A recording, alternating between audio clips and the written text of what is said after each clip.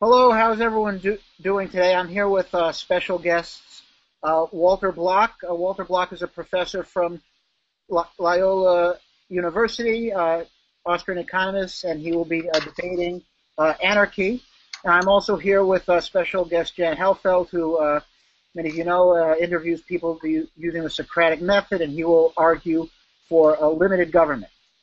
Um, how's everyone doing today? We'll start with Walter. Ready? Okay. Okay, my turn? Yeah.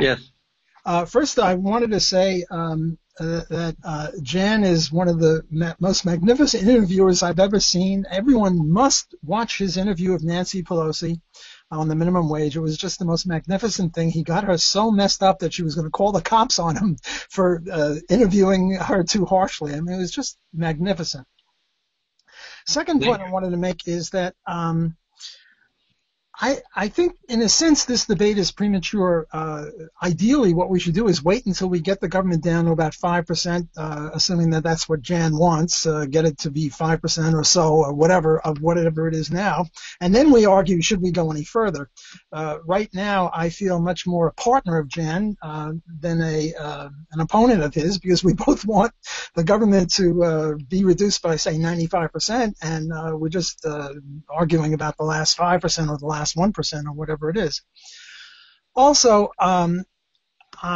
Jan is a limited government libertarian, and I think that limited government libertarians are libertarians, and I think that most people who call themselves libertarians are not anarchists, but rather are limited government libertarians. So I'm sort of a big tent guy on this. I see Jan as a fellow libertarian. And not only that, but I go along with Murray Rothbard, who said he'd rather have and I'll find out if Jan qualifies for this, he'd rather have a minarchist or a minimal government statist who hates the state, especially when the state exceeds what the proper level is, rather than an anarchist like David Friedman, who is an anarchist but doesn't really hate the state. So we'll see if Jan hates the state or not, but certainly I join Murray Rothbard in welcoming minarchists who hate the state more than anarchists who don't. Then there's also this thing, the Dallas Accord in the among the Libertarian Party, where they sort of agreed, let's not debate these things. Let's reduce the state as much as we can, and then when we get down to 5%, then we can have these debates. But since we're having the debate, I might as well do the best I can, because I think that anarchism is the proper view, and minarchism is how shall I say it, is libertarian, and I respect the view, but I don't think it's quite right. It's not as good as the anarchist position. So let me make the anarchist position. As a libertarian, I adhere to the non-aggression principle. The idea is, keep your mitts to yourself. Don't grab other people or their property without their permission. And the problem with the state, from a deontological point of view, I'll first divide my remarks into deontology or rights and then utilitarianism. So from a deontological point of view, the state is incompatible with libertarianism if libertarianism is properly understood, because the state necessarily violates rights. The government taxes people, and taxes are compulsory. We didn't join this club. What is it? I think it's Schumpeter who said, and here's a direct quote, "The theory which construes taxes on the analogy of club dues or the purchase of the services of a doctor only proves how far removed this part of the social science is from scientific habits of mind." So government is not a club. We didn't join the club. I didn't sign anything. I didn't sign any contract. And they come up to me on April 15th, or actually all through the year, and they take money from me against my will. That's, that's coercion. That's a violation of the non-aggression principle. And also, if I want to have a competing state and have them provide services or protection or whatever, and not pay them their taxes, the government is going to very strongly object to that. So the first problem from the deontological point of view is that the government necessarily violates rights. The second point I would say is we should have secession. Another aspect of libertarianism, in addition to the non-aggression principle, is free association. We should only associate with people freely. We should not be forced to associate with people we don't want to associate with. That's the problem with rape and slavery. The rape victim and the slave don't want to associate with the rapist or the master. They want to disassociate. So I think secession is always justified. And if Louisiana wants to secede from the U.S., that's justified. And if New Orleans, I'm picking where I live, wants to secede from Louisiana, that should be justified. And if the Garden District, where I live, wants to secede from New Orleans, fine. How far should this go? It should go right down to the individual level. Well, sometimes people call Mises an anarchist, although I don't think he really was, because he believed in the secession down to the individual level.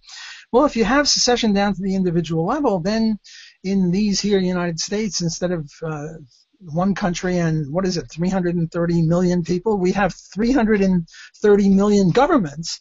Each person is their own government, and that would be roughly anarchism. The third point I would make on deontology or rights-based understanding in favor of anarchism is that there's now anarchy between states. The United States is in a state of anarchy with regard to Australia, in the sense that there's no government over the United States and Australia. Cuba and Chile are in a state of anarchy. France and Fiji are in a state of anarchy. Every country is in a state of anarchy with every other country. And I like this. I think it's much better than world government. And my logical point here is that if you really oppose anarchy, then you can't, accept anarchy between states. You have to say, well, we should have world government. But world government has got a lot of problems. I mean, if we had a world government, then if it was democratic, China and India between them would outvote everybody else on pretty much everything. And I think that this is a sort of a logical gotcha kind of point against the non-anarchists, that their position logically implies world government, and I don't think that they will accept that, although we'll have to see from Jan whether he does accept it or not. Okay, so much for deontology or rights-based or logic. I think that these 3 points, that it violates the non-aggression principle, secession, and anarchy between countries, is a very powerful indictment of the limited government philosophy. Now let me talk a little bit about utilitarianism or pragmatism. The point might be, okay, Bloch, you're right. Anarchism is great. It's logical. It's compatible with libertarianism. But you might have murder in the streets. You might have gangs fighting each other. You might have, if we didn't have a government like the United States, we might have, that country, Somalia, where they have anarchy, and, Ukraine or other places like that. Now, one problem is, people sometimes use anarchy as a synonym for chaos, and obviously it's not that. The Rothbard and even the David Friedman view of anarchy is anything the opposite of chaos. Rather, what we have chaos is now with governments. There are people, Rummel is one of them, Conquest is another. There's a guy, Courtois. And what these people do is they ask, how many people did governments murder in the last century, in the 20th century? Again, what I'm now talking about is pragmatism or utilitarianism. Namely, anarchism might be right, but maybe more people will be killed under anarchism than under government, because gangs will start fighting each other. And what they say is, if I understand it correctly, that something like 170 or 190 million people were killed by governments, and not in wars, apart from wars, just killed their own people. And it's hard to see how the Blood and the Crips or gangs like that could get anywhere near killing that many people. Government has got a lot of good publicity, good public relations, and these gangs don't. So people naturally don't adhere to these gangs as much as they adhere to the government. And also, government creates a lot of murders beside killing people directly, for example, the war on drugs, although I can't imagine Jan as a libertarian would favor the war on drugs, but still, governments have the war on drugs, and that kills a lot of people.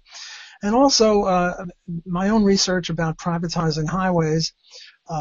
Governments in the United States kill about 35 or 40,000 people every year in highway fatalities, which I attribute to government.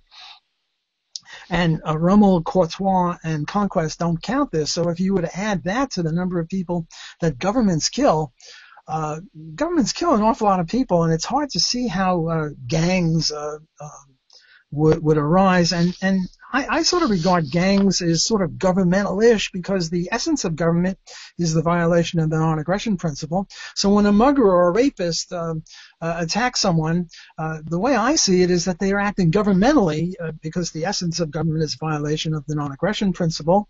And what they're doing is acting governmentally because they're violating the non-aggression principle. So I think that's pretty much my opening statement, that both on deontology, where I think it's cut and dried. There's just no room for the minarchist view. Anarchism is correct and logical. In utilitarianism or pragmatism, I admit it's a horse race. It's an empirical issue as to under which conditions would more people be killed, which I take as a proxy variable for misery and unhappiness. And I think it's an empirical issue, but I think that the evidence that we have, and evidence is now relevant, is on the side of anarchism. I'm out of time now? You have like 30 seconds, but pretty much, yeah. Okay, well, I've pretty much finished. I thought you were interrupting me, so I was getting ready to stop in. It's my turn? Yeah. Okay, I want to say that I would like to extend the same invitation as a partner against statism to all the anarchists, as Walter did to me. I hate the abuses of the state, and I resent the infringements of my rights by the state. So in that sense, I agree with him. I do not think that the state is incompatible with libertarianism, and I think that in order to understand why it isn't incompatible, you have to understand the context of the formation of the state and the formation of a limited government. And I'm going to get into that more thoroughly. I think the solution for the people that disagree with limited government and don't want to have any government at all, and no law that applies to everyone necessarily, is secession. And I do agree that that in a limited government, people would have a procedure in order for those individuals that wanted to secede to buy up land and territory in another part of the United States. They don't have to get out of the United States, and they can establish their own country or society or anarchist social organization. I'm all in favor of them being able to do that, and I think that would be great because they could have the anarchist experiment there. It would have to be a certain amount of people. I disagree with Walter where one person can be a government. I think that differences in quantity amount to differences in quality, and that's one good example where one individual cannot be a government. So I'm in favor of the anarchist rights to experiment, but this is the problem. The anarchist position and the limited government or any government position is incompatible. Either in a given territory you have a government that enacts laws and enforces them, and they're supposed to apply to everyone, or you don't.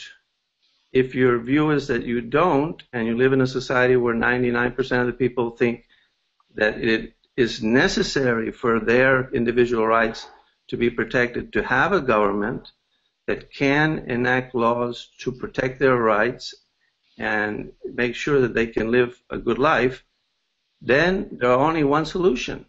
which is to secede. When people disagree at such a fundamental level, at a radical level like this, they cannot be integrated into the same society. They can't all live together because they have too big a difference.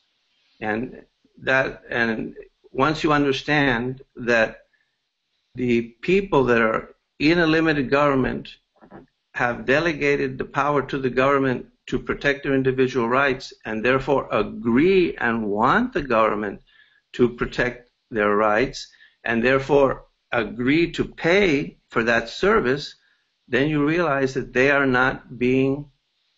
rights are not being violated. They are not being abused because they think that this is essential for their welfare and self-interest. So, in fact, they think that if there wasn't a government and there weren't any laws that were applicable to everyone, that would put their life, liberty, and property in peril. So there's a very fundamental difference of opinion about where the protection of your rights resides. And the solution is, as I said before, I think that it is true maybe that anarchy is not chaos because the people organize in a certain way, but it is lawlessness in the sense that there isn't a law of the land, there is no national law, and when a law is enacted, it's not like with a limited government that it's supposed to apply to everyone. That's a principle that the people that believe in government believe in, but the anarchists don't. They think that you should only abide by the laws that you yourself agree to, and at any time you don't agree, you can say, I secede. And those two positions are not integratable, and I think Walter also agrees they're not integratable. So the issue really ultimately is which of the positions protects the individual rights of the citizens to a greater degree, and which is more likely to protect the rights of the citizens. Now, in my view, in order to live well, that is, in order to have the optimal satisfaction of the natural needs of a human being, and thus the greatest possibility of a happy life, you need to have your rights protected. So we agree on that, I think. And you need to have your right to life, liberty, and property, as well as bodily integrity, protected. Now, I think that that's what this debate is all about. It's about which of these two views, whether no government or limited government, offers a greater protection. I agree with Jefferson, as he said in the Declaration of Independence, that to secure these rights, governments are constituted. That implies that we do need a government, but it's got to be limited to protecting the individual rights of the citizens. So, in my view, in order to have the optimal protection of your individual rights, you need a constitutional republic that is dedicated to protecting the individual rights of the citizens.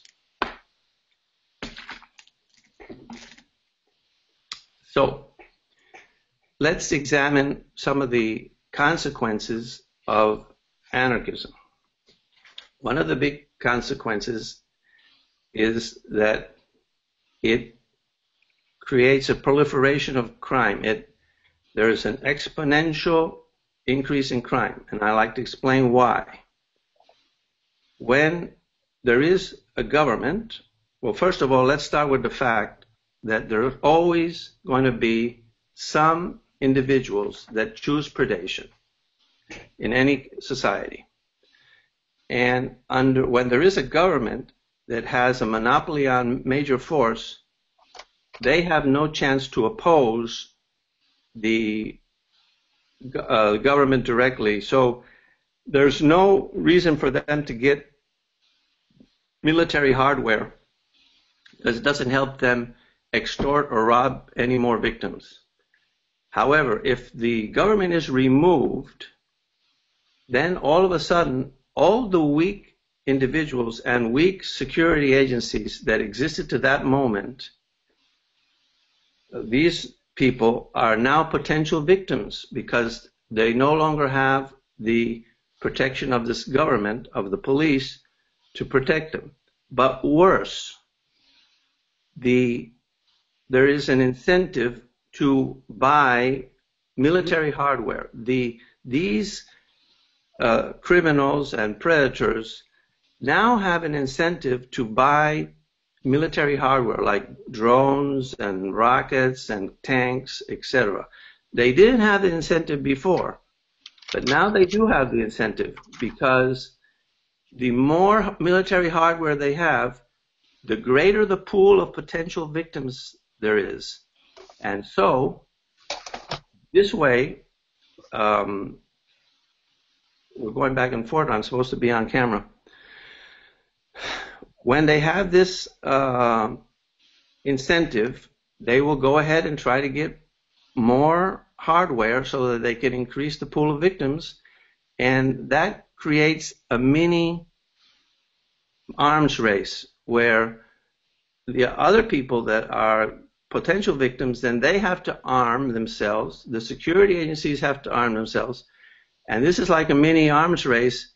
And then when there's a miscalculation between one group and the other group, and they think that they can overpower them, and they can't, there's a war. And that's why I say that anarchism leads to gang warfare. That's one of the reasons, because there's this escalation and benefit of having military hardware. 1 minute. And this, what? 1 minute. Okay. And this, as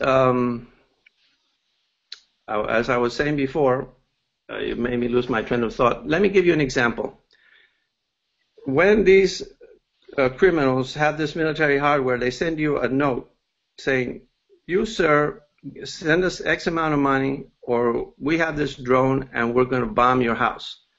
And if you don't believe it, look out the window so you can see your neighbor's house and see what happened to him. Now, individuals probably do not have enough wherewithal to protect themselves against that threat and will have to pay that extortion.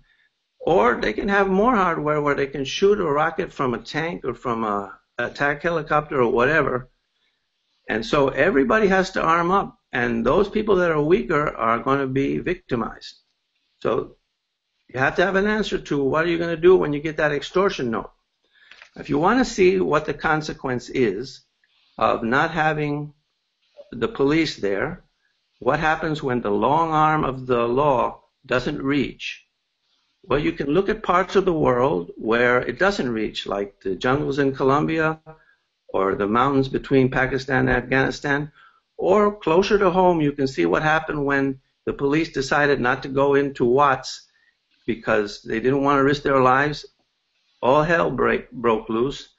Or you can go into many of the cities of our country where there's ghettos and the police don't like to go in there, and the gangs, because it's all divided into territories and gangs, they control what goes on from street to street, and life is short and perilous in these places.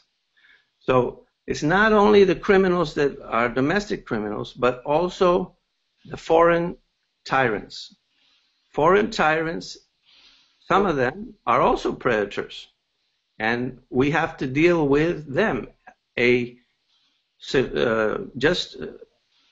Security agencies are not good enough to be able to deal with these foreign tyrants. You need a modern military by a central government to be able to deal with them effectively.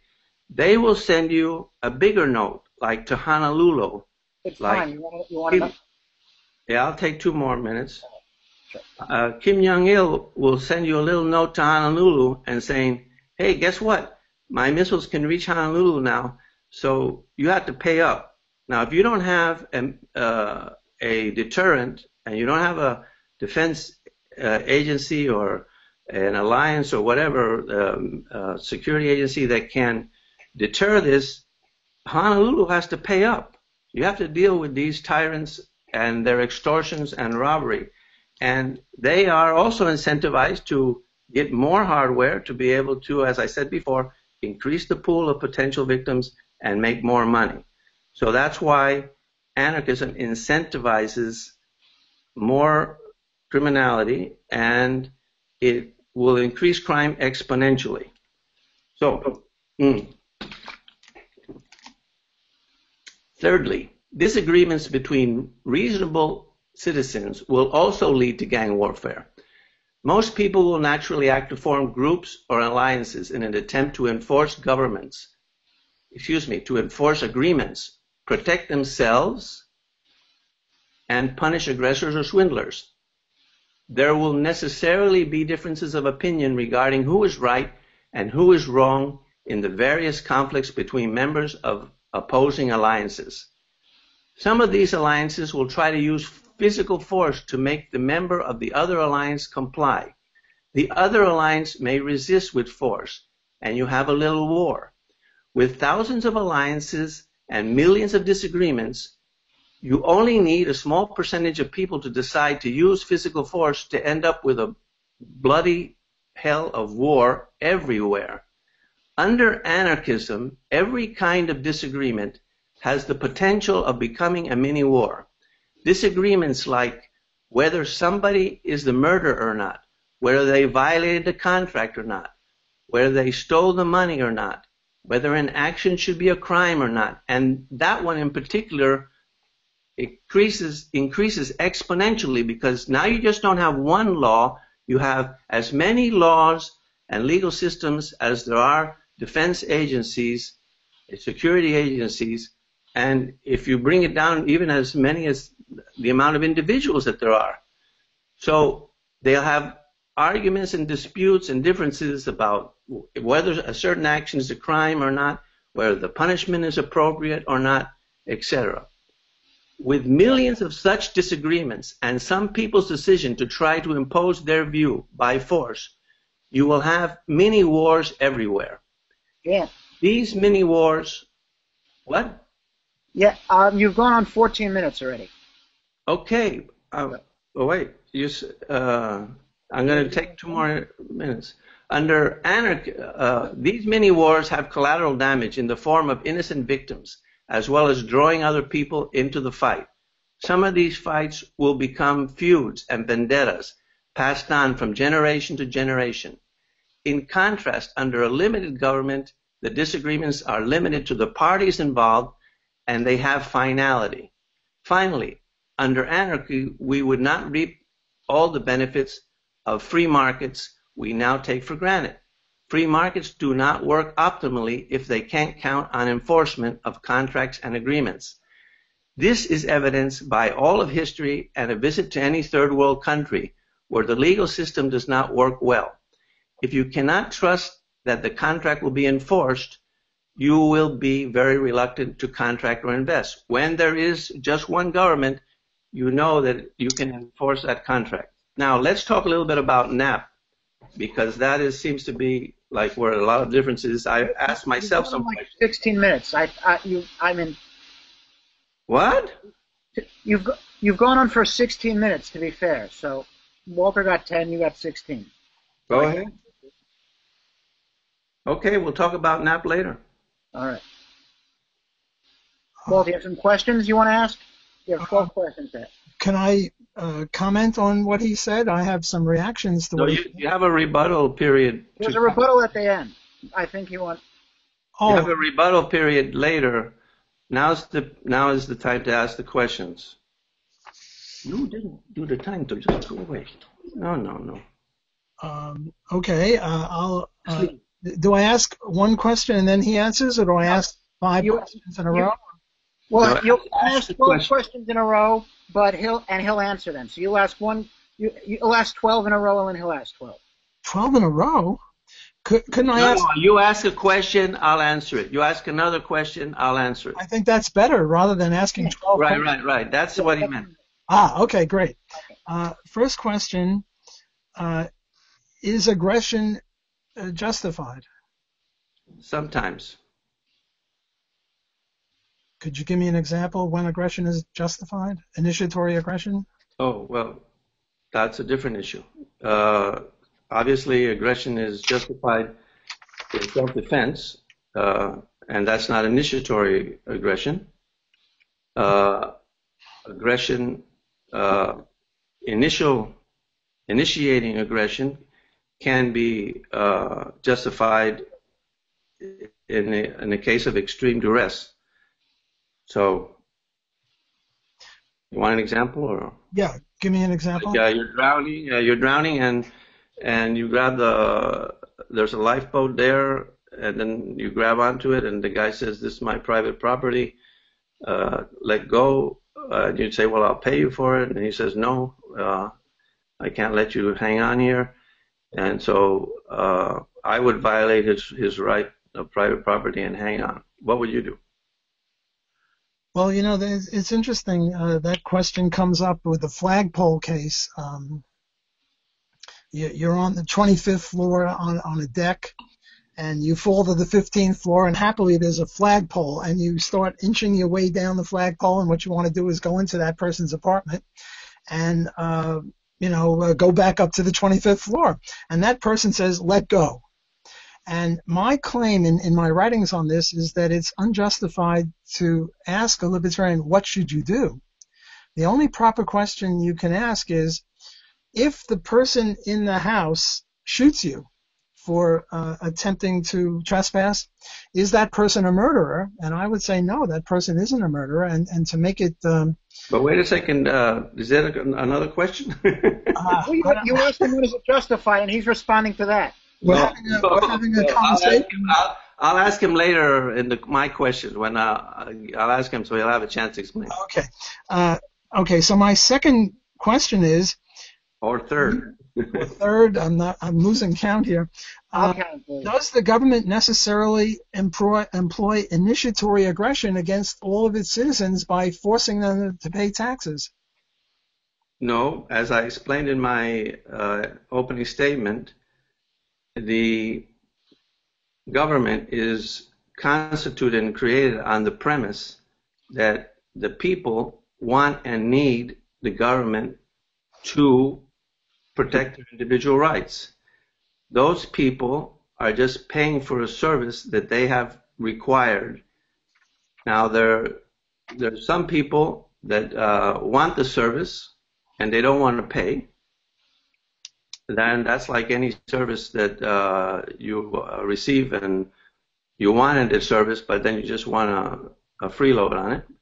And then there's another group, very small group, that actually think their life would be better if they didn't pay. I mean, if there was no government, and they don't want to pay for that service because they think that they don't need it, and they can live fine without it. And as I said in my opening statement, a kind, respectful, limited government would have a procedure for these people to transition into a territory, part of the United States, where they could live without any government and implement what they consider to be the optimal political model, which they think is no government at all. And I think it would be, and I think it's this solution is good for the anarchists, because if it doesn't work out, they can come back. And it's also good for the people that believe in limited government, because if it works out to be great, we can see that experiment and then go over to this territory and increase that model as the preferred model. So, and by the way, my own opinion is that I would like the statist government to offer me, as a limited government person, the same procedure. So I can, and my fellow limited government people can transition to a part of the United States where we can implement limited government without all the statist infractions of our rights, and we can reap the benefit of having considered to be the optimal social organization, the best political system. So I'm only suggesting what I want for myself. I have a question for Daniel. In this session, I'm supposed to limit my questions to 1 minute, and Jan is supposed to limit his answers to 2 minutes. Is that correct? Yeah. I Okay. think it was actually less than that, but Yeah. it's okay. I'm just Yeah. checking. Okay. Next question, Jan. What evidence do you have that any person agreed to be under the regime of a government? Well, there's a lot of implied consent. First of all, in our country, we have a constitution, and luckily it explicitly states the kind of government that we expect to have. The people come here, the immigrants, almost everybody was an immigrant, they come here, they know what the system is, so you assume that they consent to that government, that they want that system. That's why they came to the United States, and they didn't go to Russia. So that's the beginning of it. When you are born into the system, you're a minor, so you don't have the judgment to decide whether you can stay or not. When you become an adult, as I said before, there should be a procedure for you to be able to transition into another part of the territory. If you don't want to be part of the United States anymore, you want to renounce your citizenship and create your own country. And I would say that when these people participate in all the social life and benefits, as far as I know, about 99% of the people do want to have a government and do prefer to have laws that are uniform, that apply to everyone, and do think it's necessary for them to have these laws in order for their rights to be protected and to have optimal living. So I don't know if you have a different opinion, but that's how it seems to me. My next question is, Jan, I now claim you owe me $1,000. This is all hypothetical. You don't actually owe me $1,000. Okay. Now, but let's play act. I now claim you owe me $1,000. Surely you would be very curious as to the source of my claim. You'd say, well, did I sign a contract? Did I lose it in a bet? You know, you want some evidence. And if I said, well, there was an implied consent that you owed me $1,000, you would reject that very harshly. And yet, when I say, what evidence do you have that anyone consented to this government, even you never signed anything with the government, you never signed any contract with the government, and you give me this implied consent. I don't accept implied consent. You wouldn't accept it for a stinking lousy $1,000, and yet you would accept it for being ruled by this monstrous government. I don't understand how you can say that there's any consent. Okay. Every social organization has implicit in it some principles, some values, and that's no different with our government. They also have implicit some principles and some values, and that's why I say there's implied is the consent when you stay here, when you enjoy living here, when you participate in all the benefits of the society that you're living in. You are implicitly consenting. Now, I have given you an out, which is, maybe you don't want to be here. You don't want to have a government. You don't think it's necessary. And if this was a problem, which apparently it is for the anarchists, then I think they should have the possibility of creating their own anarchist society, which is incompatible with the limited government society, because either you have a government or you don't. Either the laws apply to everyone or you don't. And they can live in this new territory and experiment with anarchism. And I'd like to see what happens.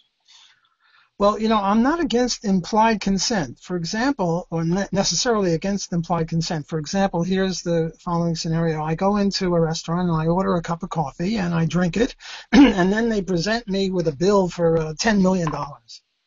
And I would say, If they want $10 million for their coffee, they have to, put up a big sign or get me my signature or something like that. They just can't charge me $1 million. But this implied consent for something so important as the government, I think, is highly problematic. Spooner has a book, The Constitution of No Authority, and what he says is he goes over all these, indications as to why people really consented. One, they paid taxes, and he rejects that on the grounds that you pay booty to the robber, and that doesn't prove anything. And then he says, well, people vote. Does that imply consent? He says, no. If you were a slave and you voted for a good overseer rather than a bad overseer, it doesn't mean you approve slavery. And then he says, well, people... Walter, that's very interesting, and I don't mean to interrupt you. Let me finish. It's not a question. Well, I'm getting to it. I have a minute. Okay. I have a minute to ask a question. Oh, okay. And the third one he goes over, and that's the one that you keep relying on, is the fact that people stay here. But the problem with that, Spooner says, is that's circular. That assumes that the government has the authority to run things in any case. So how do you react to these three arguments of Spooner?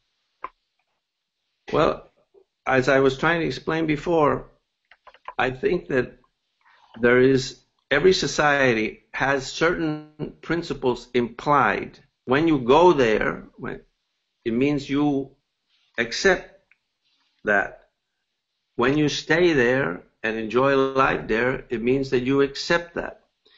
When you don't say, look, I want to transition out of this country into a territory where we can do anarchism, then you don't do that.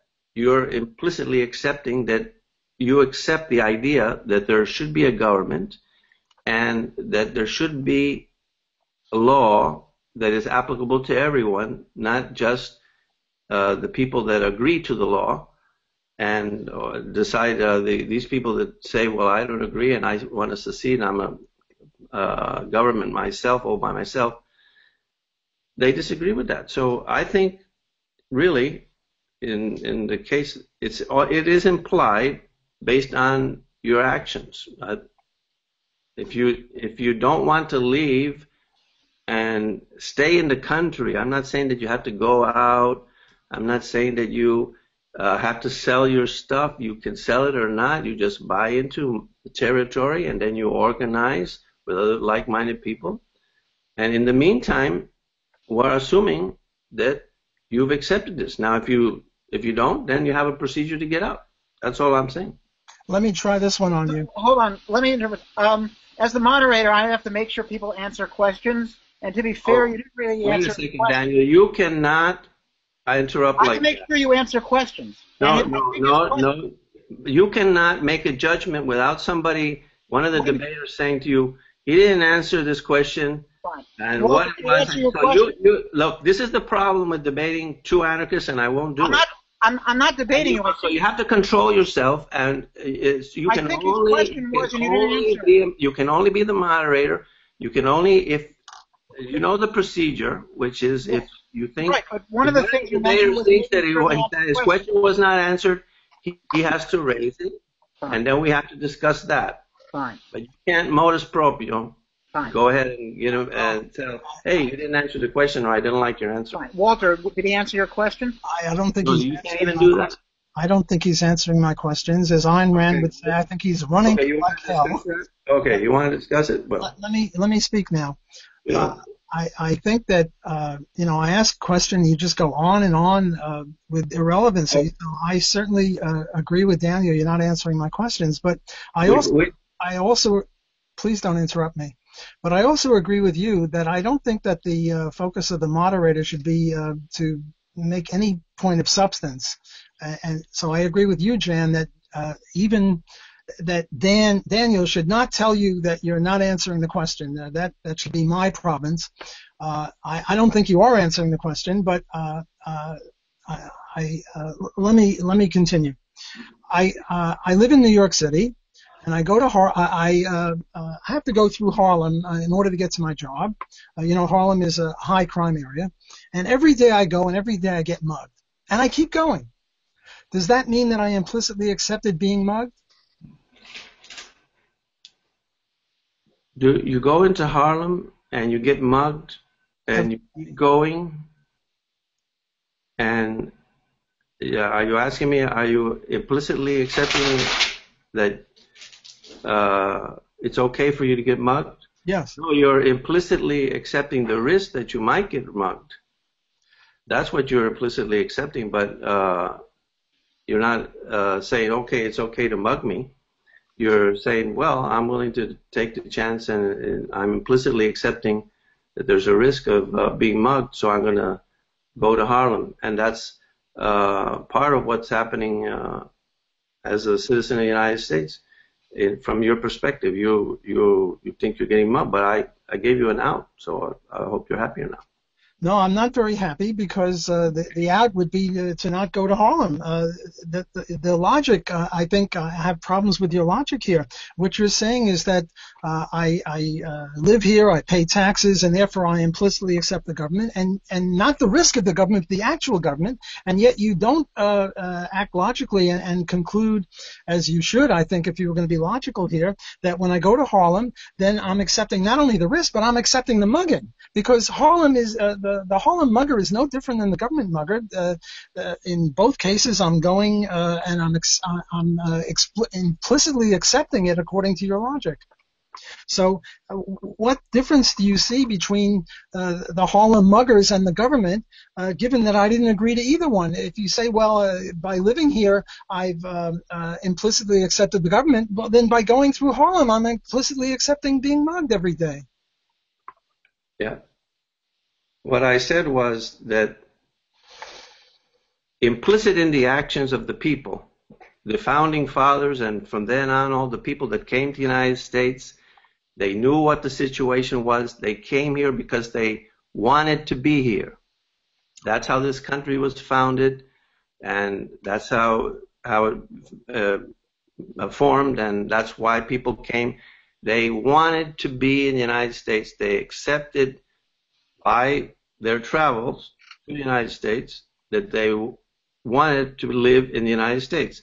Now, if you ask the people whether they want a government or not, they will say, yeah, we want a government. And so your view that the people didn't accept it now is incorrect. If you just do a survey, and you'll see people want to have a government, so it's not being imposed.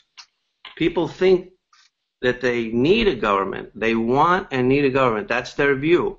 So when they are being required to pay for the protection of the individual rights, their rights are not being violated, and so that's why I say that either explicitly or implicitly they've accepted it. Look, every day I live in the United States, you say there's an implied consent. That the fact that I live here implies that I've consented to it. Every day I go to Harlem and I get mugged, and you don't say that I've accepted that implicitly. Why the difference? Well, actually, there's a difference in the sense that what you're talking about here is the context of forming a government. If you reject the context of forming the government and you say, no, I don't want any government, it's a different context. In other words, you are having a position that is completely different than the people that are living there and want to have a government and think they need to have a government. And if you ask them, they're saying, yes, I don't consider myself to be mugged. I consider I'm being protected. Your analogy implies that the government is mugging you. I dispute that. I don't think they are mugging you. Maybe you are one of the very few people that is being mugged, in your mind at least. And so you should have an option not to be mugged, and I've provided it for you. I've asked this question 4 or 5 times now, and in my view, you haven't even come close to answering it. I'll try one last time. What you say is the fact that I live here shows that there's implied consent because I stay in the United States. Sometimes I travel to other countries, but pretty much I stay in the United States, and you're saying that there's implied consent. I give you another case where I go to Harlem every day and I get mugged every day, and you say that there's not implied consent, and I ask you why the difference, and you start talking about surveys of people agreeing and you're going to give me an out. You're not answering my question. Which is the question? The question is why the difference? If you think that my actions of living here. Well, I'm going to tell you what the difference is. Wait! Don't interrupt me, please. This is the second time you've interrupted me. I've not interrupted you once. Please don't interrupt me. I thought you wanted me to answer. It's okay. I do, but not in the middle of my sentence. I'm trying not to interrupt you, and so far I haven't, and you've done it twice. So please don't interrupt me, and I'll continue not to interrupt you. What you say, and this is the last time I'm going to answer it because you don't seem willing to answer it, and we might as well move on to other things if you're not going to answer my questions. What you say is the fact that I live here shows implied consent because I keep doing it. I keep living here. So I give you another case where I keep doing something, going to Harlem, and I keep getting mugged, and here obviously there's no implied consent. What is the bloody difference? Well, I'm going to tell you the difference is that the government is not mugging you. You are paying them for a service that you need. You dispute that. But this is what this country was formed on, and all other countries in the world. Every country in the world, every social organization, all the modern states are based on that idea that you need a government. Now, you dispute that, but the way the people see it that are living here is that they are paying for a service. They are not being mugged. You understand? That's the difference between the analogy. Okay, let me try another one on you. I come up to you with a gun, Jan. Here's my gun. You can see the gun on the screen. And I say, give me your money or I'll blow your head off. And you say, but I'm a philosophical robber, so I'm willing to dialogue with you. And you say, tut, tut, tut, you're a libertarian. Isn't this an outrage for a libertarian to do that? And I say, oh, you're right. I'll tell you what, I'll give you a service, and then I give you the wrapping of this. I have a cough drop here, and I give you the wrapping paper of this, of the cough drop. And I say, here's the service. And the point is that it's not enough to give, the government gives you a service. It has to be one that you've agreed to, and no one has agreed. You have no evidence that no one signed anything. No one signed the bloody Constitution that you keep talking about. If the Constitution was a contract, in other words, if it was really a club, if it was like the U.S. government club or the tennis club or the golf club, everyone would sign. But nobody signed the bloody Constitution that you keep relying on. How can you then say that we've agreed? As I explained before, because there is implied consent. It means that the people understand the country that they're coming to. They come here because they agree with the contract. The people that are living here, they're born here. Their parents gave consent. They decided that they wanted to continue to live here, and they participate in all the benefits, and they are happy with it. They don't think that they can live well without a government. They want to pay for the service. Now, they don't want to get ripped off, and they don't want to pay for services that they aren't receiving. And that's why redistribution of wealth is wrong, and the government shouldn't do it. But they do think they need a government, and so they aren't getting this paltry service like you think in your analogy. They are getting a service that they think that they want and need. Now, you happen to be in a small minority of people that think that this service is worthless. And so the solution, since somebody has to give, because either the people that think they're receiving a service are right, or the people like you that think that they're not receiving any worthwhile service are right, somebody has to give. And there's only one way to do that, is to live in different territories. And I don't know how else I can explain it.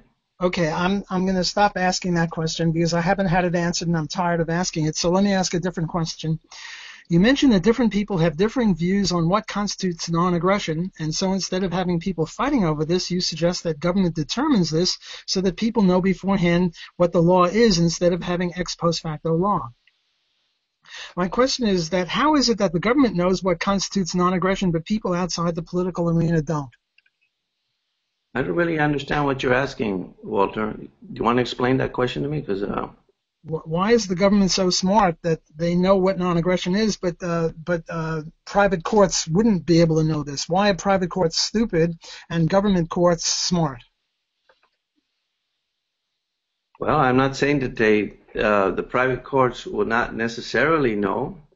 They may or may not know. What I was saying was that I made quite a few arguments about how not having a government incentivizes crime. It creates gang warfare, and there's no finality in the judgments because ultimately one of these security agencies that has more weaponry than the other can impose their will, and they can rip off anybody they want because there is no control over them other than greater force. So they could decide properly, but there's all these problems are still there, and that's why we need a state with a limited government.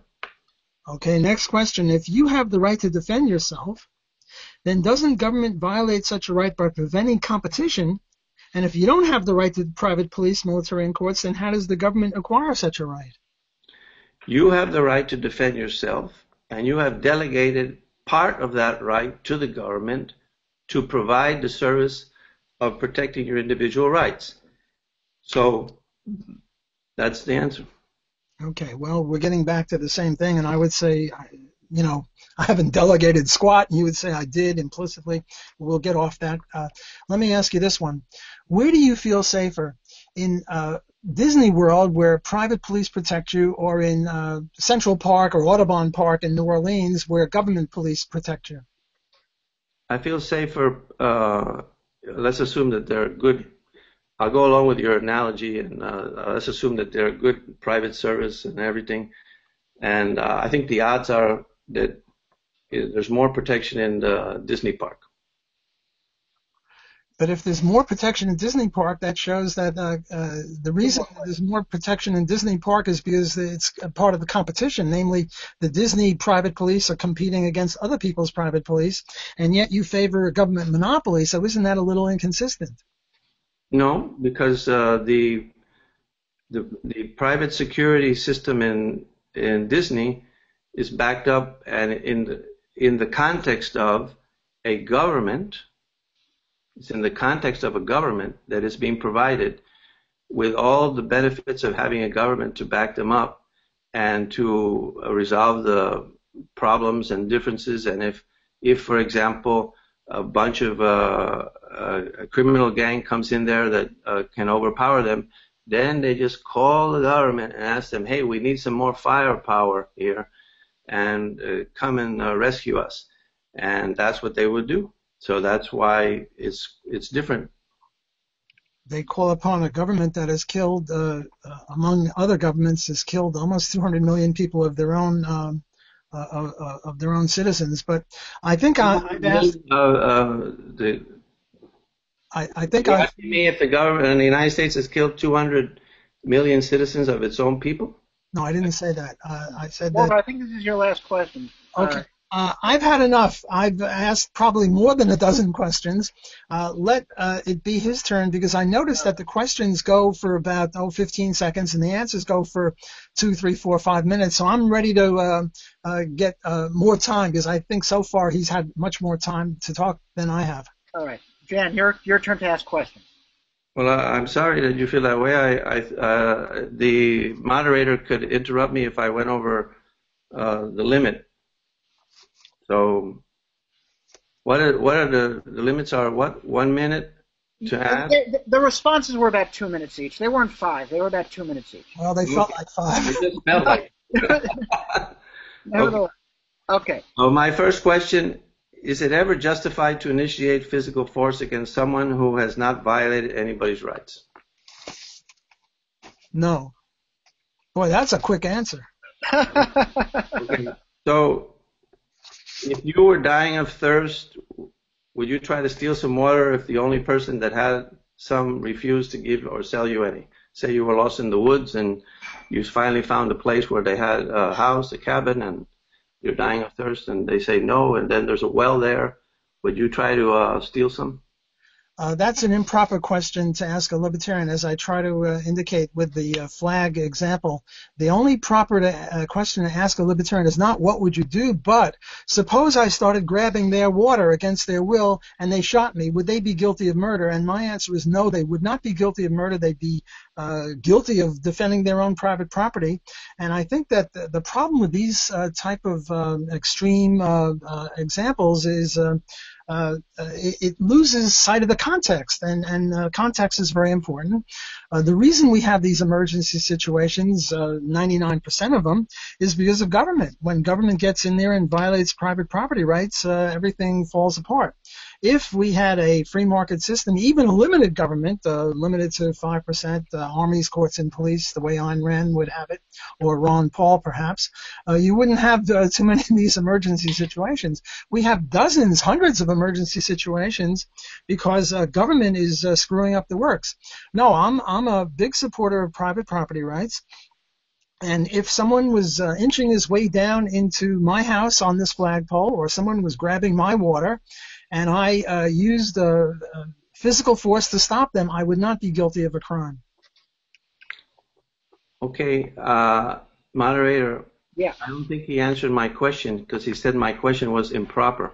No, I think. And you think that there are some questions that are improper for libertarians? I think he did answer it. So what is the answer? I think his answer was, as long as I am punished for doing it, the fact that I would do it is sort of irrelevant. Whether I do it, whether I don't do it. So he's not answering the question of whether he would steal the water or not. He's answering a different question. And because he says that's a question that's improper for libertarians, which is quite interesting, because apparently there are some questions that are improper for libertarians, and the rest of the world have to answer them, but not libertarians.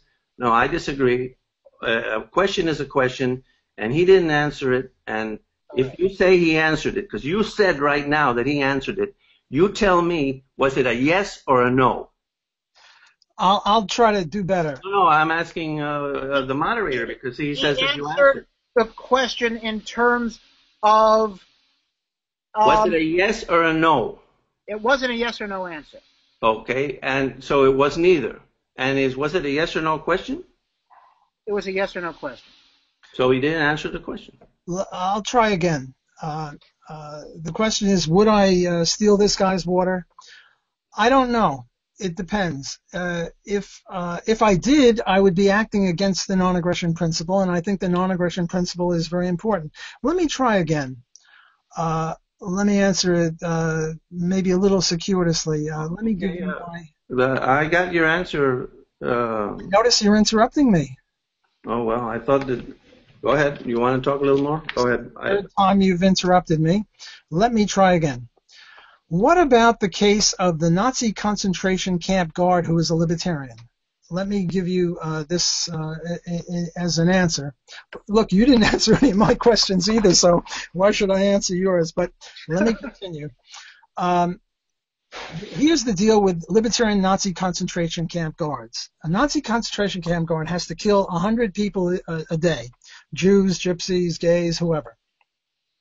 However, I become a Nazi concentration camp guard, and I only kill 90 people a day, and I can get away with it. If I killed fewer, then they would unearth me, and I wouldn't be able to be a concentration camp guard. So at the end of the week, I've killed 90 times 7, 630 people, but I saved 70 people.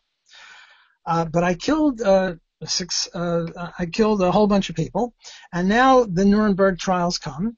And the question is, what is to be done with me? And my answer to that question is, I killed 630 people, and according to my view of libertarian punishment theory, if any of the heirs of the victims want me to be put to death, I should be put to death. I should be put to death because I killed an innocent person. But my motive for doing this was not to kill innocent people. It was rather to save innocent people, and I did save 70 people, 10 a day for a week. And what I would do is I would go to the heirs of all the victims and say, look, I wish I had saved your brother, your uncle, your cousin, whatever. I couldn't. I can only save 10 people a day. And the reason I did this was to save these 10 people a day. And if any of you wants me executed, well, then I killed somebody. I violated the non-aggression principle, and I should be made to pay for it. Would I do this? Well, probably I would. I would probably. So to answer your question, is this the fourth time you're interrupting me? I can't believe it. You complain about Stephan Kinsella interrupting you all the time, and now you're doing this. He's just about done. I can't hear you. I think he was talking to me, asking if time's up, and I'm saying. But he's not allowed to do that. You're supposed to be the timekeeper. I didn't ask you to be a better timekeeper when I thought he went on and on. I think this is the fourth time, but who's counting when you're having fun interrupting? So, but I insist that before I be put to death, I should be given a medal because I saved 70 people. So to answer your question, is it ever justified to violate the non-aggression principle? No, it's never justified to do it in the sense that if you do it, you must be punished for it. Because at bottom, what libertarianism is, superficially, it's just the non-aggression principle, don't violate. But more deeply, the essence of libertarianism is a punishment theory. If you violate the non-aggression principle, you should be punished for it. So if I grab somebody's water, I should be punished for it, even if it means to save my life. Now I've answered your question. So if it's not justified, how come you don't know what you would do? Would you then do something that you think is wrong? Well, I'm not sure. It's a very personal question. You have to be in the situation. I think that I would take on the Nazi concentration camp guard, and I would kill 630 people, innocent people, in order to save 70. This is the trolley case where you're supposed to divert the trolley away from killing 5 people, so it only kills 1 person. I think if you do it, you're a murderer, and possibly it's justified to be a murderer under these circumstances, provided that you take the punishment for it, because the essence of libertarianism, as I see it, is to pay for violations of the non-aggression principle. I just wonder what this has got to do with anarchism, but that's a different issue. Well, I don't think that you answered my question, which is, if you think it's wrong, why do you say you don't know if you would do it? Would you do something that you think is wrong? I might, not so much to save my own life, but if my son's life or my daughter's life were at stake, I might violate the law. But if I did, I would be guilty of a law violation. I would be subject to punishment, just punishment. But don't be so unhappy that I'm not answering your questions. You didn't answer mine either, so we're even. Well, what's the point in somebody advocating a moral principle if when you ask them, are you going to do something that you think is wrong, you say, well, yeah, I might. That doesn't really make any difference what they think if they're willing to violate their principles. So what's the big deal about advocating this principle or the other principle if you say you would violate a principle that you think is right? You would do what you think is wrong. Well, I don't think that libertarianism is really concerned about morality. Libertarianism is concerned with a very narrow aspect of morality, namely, what is just law? And the only question that I can answer as a libertarian, and I'm going on this show as a libertarian, not as some guy off the street. My expertise, if I have any, is as a libertarian. So I think it's an unjust question to ask a libertarian. And as I say, my expertise, given that I have any, is as a libertarian, because libertarianism is not a moral theory. You want to sort of push me into this box of morality, and I don't really want to go there. I mean, the question of is it moral to be overweight or to be drunk or something like that is not a libertarian question. So I think it's an improper question to ask of a libertarian. The libertarian question. So libertarianism, in my view, is not involved in morality. It's just involved in what the proper law should be. And what the proper law should be is the non-aggression principle, namely keep your mitts off yourself and do not aggress. And this is why I oppose statism, because statism is per se a violation of that, because there is no implied consent. The government never asked me to delegate anything to it.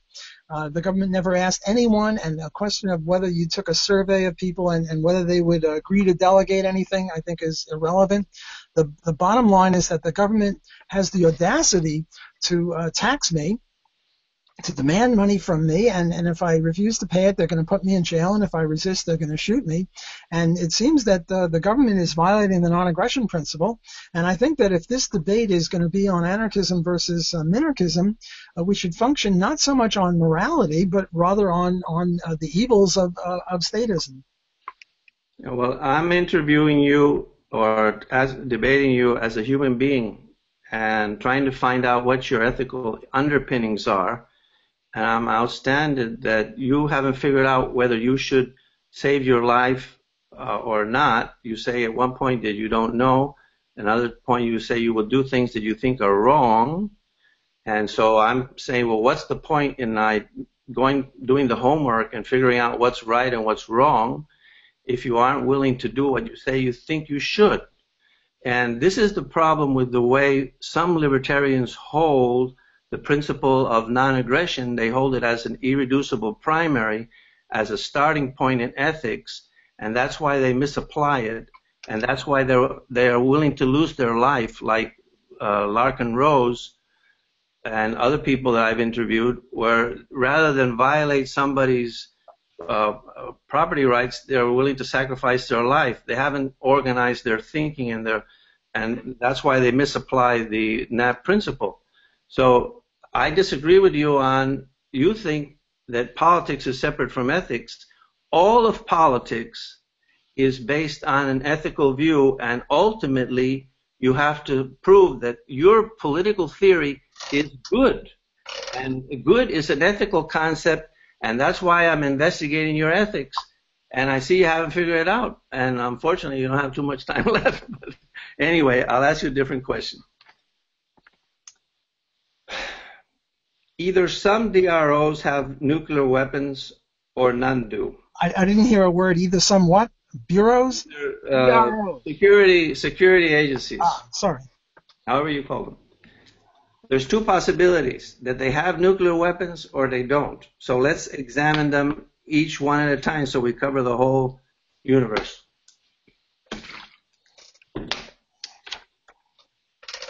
If they didn't have nuclear weapons, what would you recommend a city do, like I suggested before, Honolulu, if Putin or Kim Jong-il threatened to nuke the city if they didn't pay $10 billion?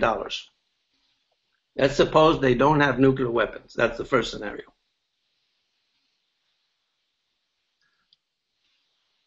Well, I sort of object to the question a little bit. I don't like Kim Jong-il or Putin. I'd rather it be Bush or the United States, because if there's any aggressor, it's the United States. The United States has, about 1,000 military bases in about 150 different countries, and they demand all sorts of things from those countries, whereas Putin, in my view, is much less warlike than Obama. Obama is in Afghanistan. Obama is in Iraq. Obama is in Cuba, Guantanamo. Obama is in about 160 different countries. And I don't mean to pick on Obama, but the United States is there. So I would turn the question around a little bit and say, suppose the United States has weapons, and they now make a threat against, Liechtenstein, and they say, unless Liechtenstein does things, we're going to nuke you. Well, what should the Liechtensteinians do? Well, if somebody held a gun on me and said, give me your money or I'll blow your head off, I'd give them my money, and probably Liechtenstein should do whatever the U.S. says, otherwise they're going to pulverize them. The U.S. is the only one that actually dropped not nuclear, but atomic bombs on innocent people. So I would turn the question around a little bit, and I would say that this wonderful government with its great constitution is a mass murderer, and it's a very powerful mass murderer. So probably my utilitarian advice to Liechtenstein or any small country that the U.S. was bullying is to let them bully you. Better. What is it? Better not red than dead, but better U.S. imperialist satrap than dead. Well, what you're arguing is against statist policies, which I object to as well. I don't think we should be involved in any wars that are not defensive. And so it's irrelevant to this debate because I'm not a statist. And what I do think is that you haven't answered the question as to what you, under the anarchist scenario, the anarchists would, when they didn't have any nuclear weapons, they would just have to pay up. Whereas right now, with a central government, they don't have to pay up because we have a central government that has superior war power and military hardware. And so we are not, if we just had the right foreign policy, which is not to get ourselves involved in the rest of the world's wars and be pushing people around and threatening them and all that, which I object to, we could live fine right here. But if we had anarchy, we would be subject to these extortions. And where would it end? Well, we would have to give up all our wealth eventually. So isn't that the case? No, I disagree. First of all, I disagree when you say you're not a statist. You most certainly are a statist. You support states. To me, a statist is someone who supports states, and someone who supports states is a statist, a limited statist, but still a statist. Now, with regard to this business, the reason that the U.S. doesn't have to worry about Liechtenstein, and Liechtenstein does have to worry about the United States, is not because one is a state and the other isn't a state. I mean, Liechtenstein has got a government too, so it's just two governments quarreling with each other, and I don't see how that gets us anywhere on our debate of statism versus non-statism or anarchism. Look, suppose the U.S. were... I want an answer to my question. I think he did answer your question. Wait, the sixth interruption? The answer was we have the problem now still with the government, so what difference does it make? Wait a second. What? Wait a second. I'm in the middle of my answer, and this is the sixth time he's interrupted me. I'm sorry. The timekeeper... He's not answering your question. You know, when I said you weren't answering his question, Jen, you said I was, but he did answer your question. His question was, your scenario involves one government attacking another government, so it's not solved by having a state, because the state is still vulnerable even if you have a government. Right? No, my question, let me clarify my question. I want to get back to the fact that this is the second time this man has interrupted me. He had a rough time with Stefan Kinsella continually interrupting him.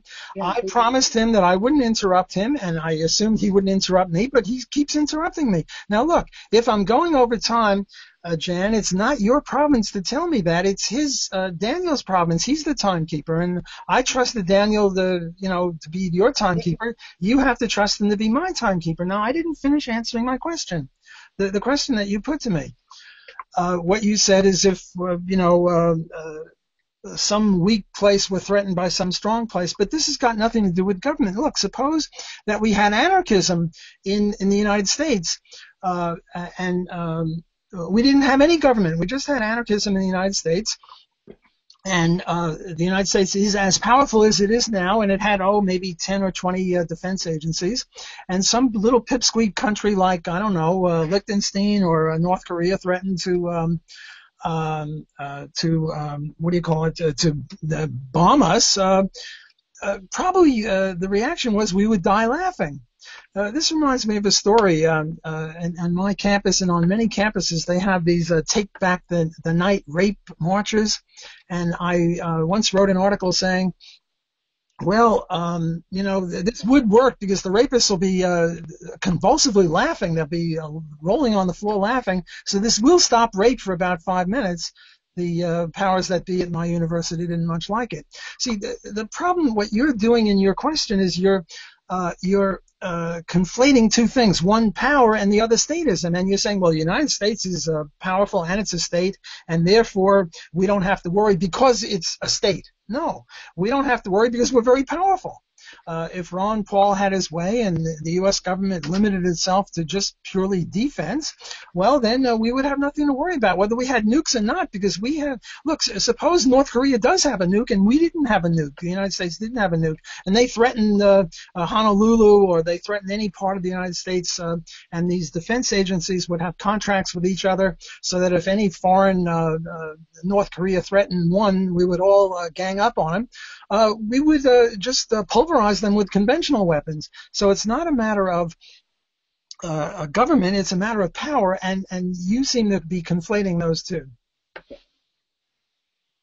And please don't interrupt me anymore. Jen?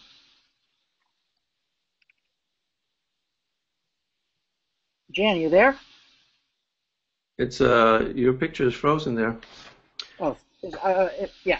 Well, Another question? I want to ask a question to the moderator. So he answered, he got, I don't know how many minutes first, and then I asked for whether he had answered, and then he got the same amount of minutes again, and he talked about everything else except what I asked. So I was just trying to find out what he believes the government in Honolulu should do under an anarchist scenario when they don't have nuclear weapons and they receive that extortion note. And I think he said, if I'm correct, let me see if I understand the answer, is that he would say they should pay up. Is that right? No, I didn't say that. I said that they should, after they convulsively laugh, they should attack North Korea with what do you call it, conventional weapons if they don't have nuclear weapons.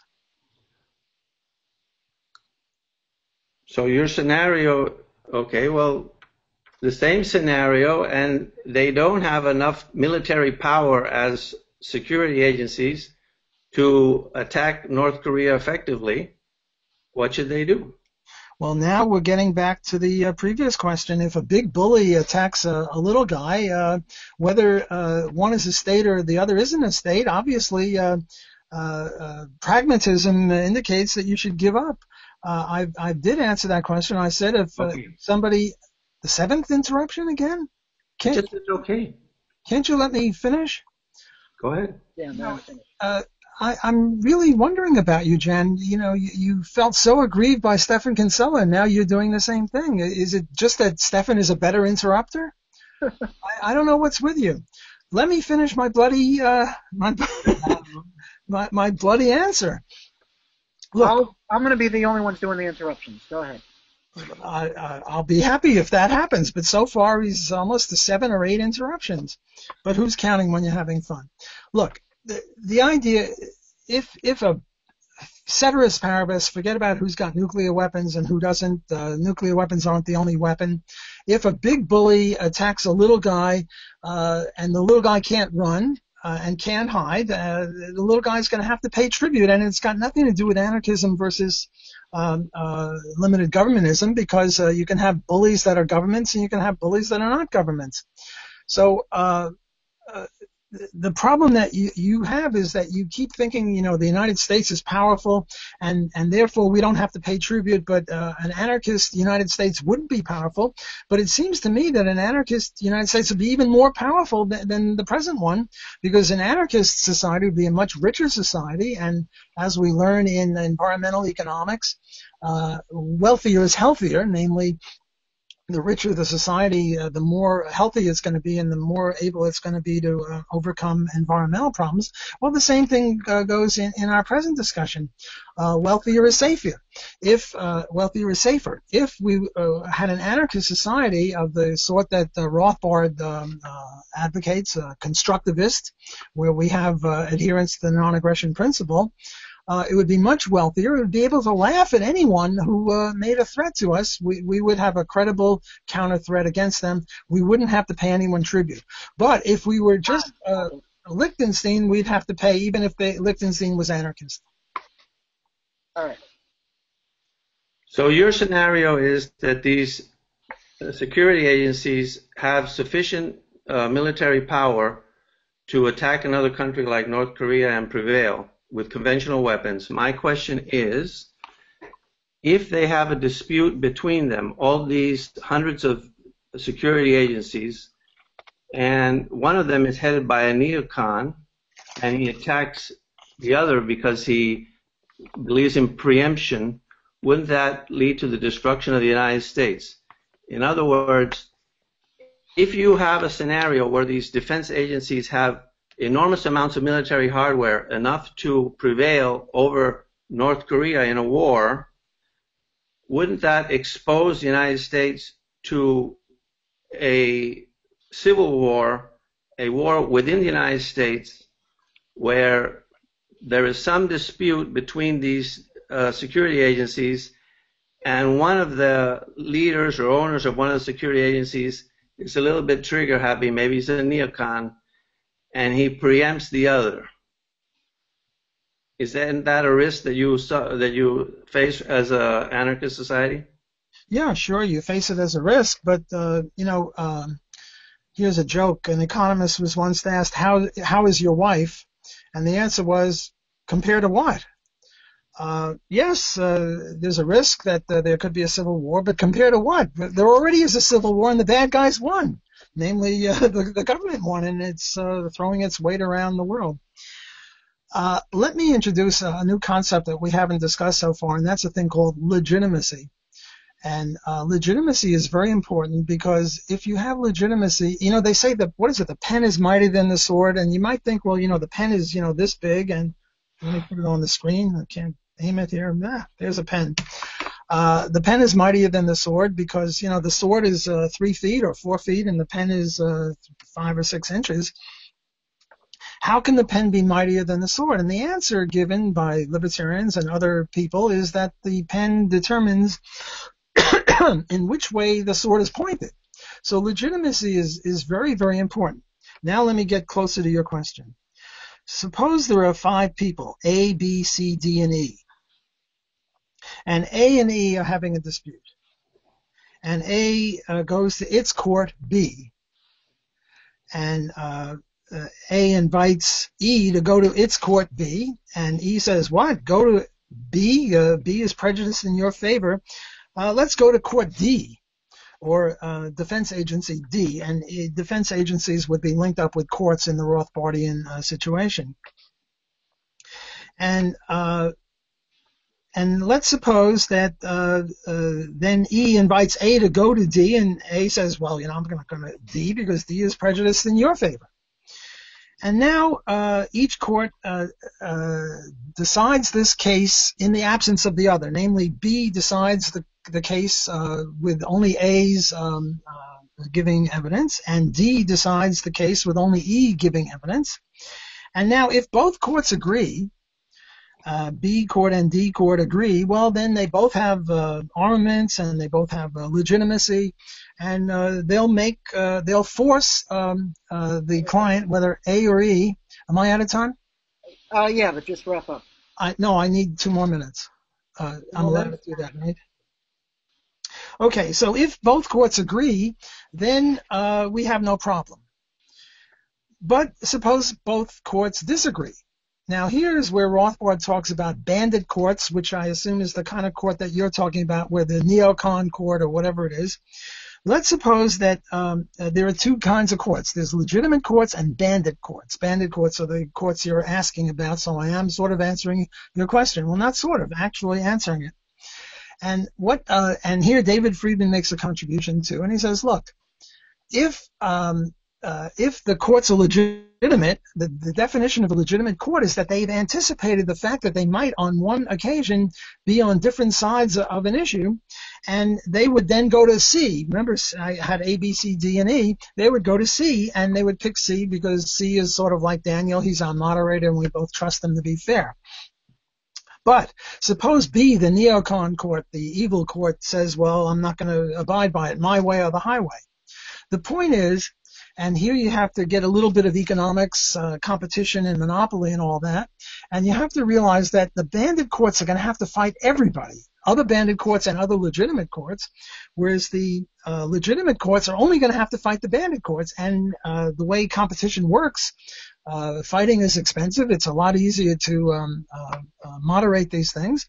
So what's going to happen is that the B court, the bandit court, is going to lose legitimacy, and all the other courts will gang up on it, and they will see it as a pariah, much the way people now see what's his name, the owner of the basketball team, the Clippers. Everybody thinks he's a pariah, and they're kicking him out of the NBA.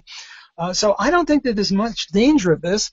And my answer is, based on this analysis of legitimacy and of courts fighting each other and negotiating with each other, I think, yes, there's a risk. There's always a risk. Things could blow up. But I think that the risks are much less now than they otherwise would be. All right. Jan, you have two more questions. And then we'll do... what? That's not right. I haven't asked 10 questions. I mean, you've asked a lot of the same over and over again. No, I haven't asked 10 questions. You know that.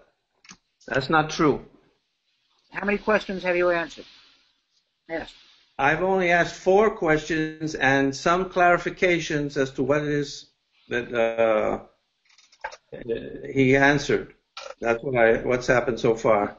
And we only have to give a minute response. In the previous answer, he agreed that there is a risk, and he's willing to take that risk of civil war inside the United States. The difference is that the other wars are occurring in Syria or in Afghanistan, and even though they're wrong for us to be involved in the Afghanistan or the Iraqi wars, we are living pretty well in spite of having the wrong foreign policy here. But if you have a civil war, an attack, there's a dispute between 2 security agencies, and one of them decides to resort to force, there's a civil war right here in the United States making life miserable and impossible right here. That's why you need a monopoly of physical force, and you can't have 100 different security agencies with military hardware,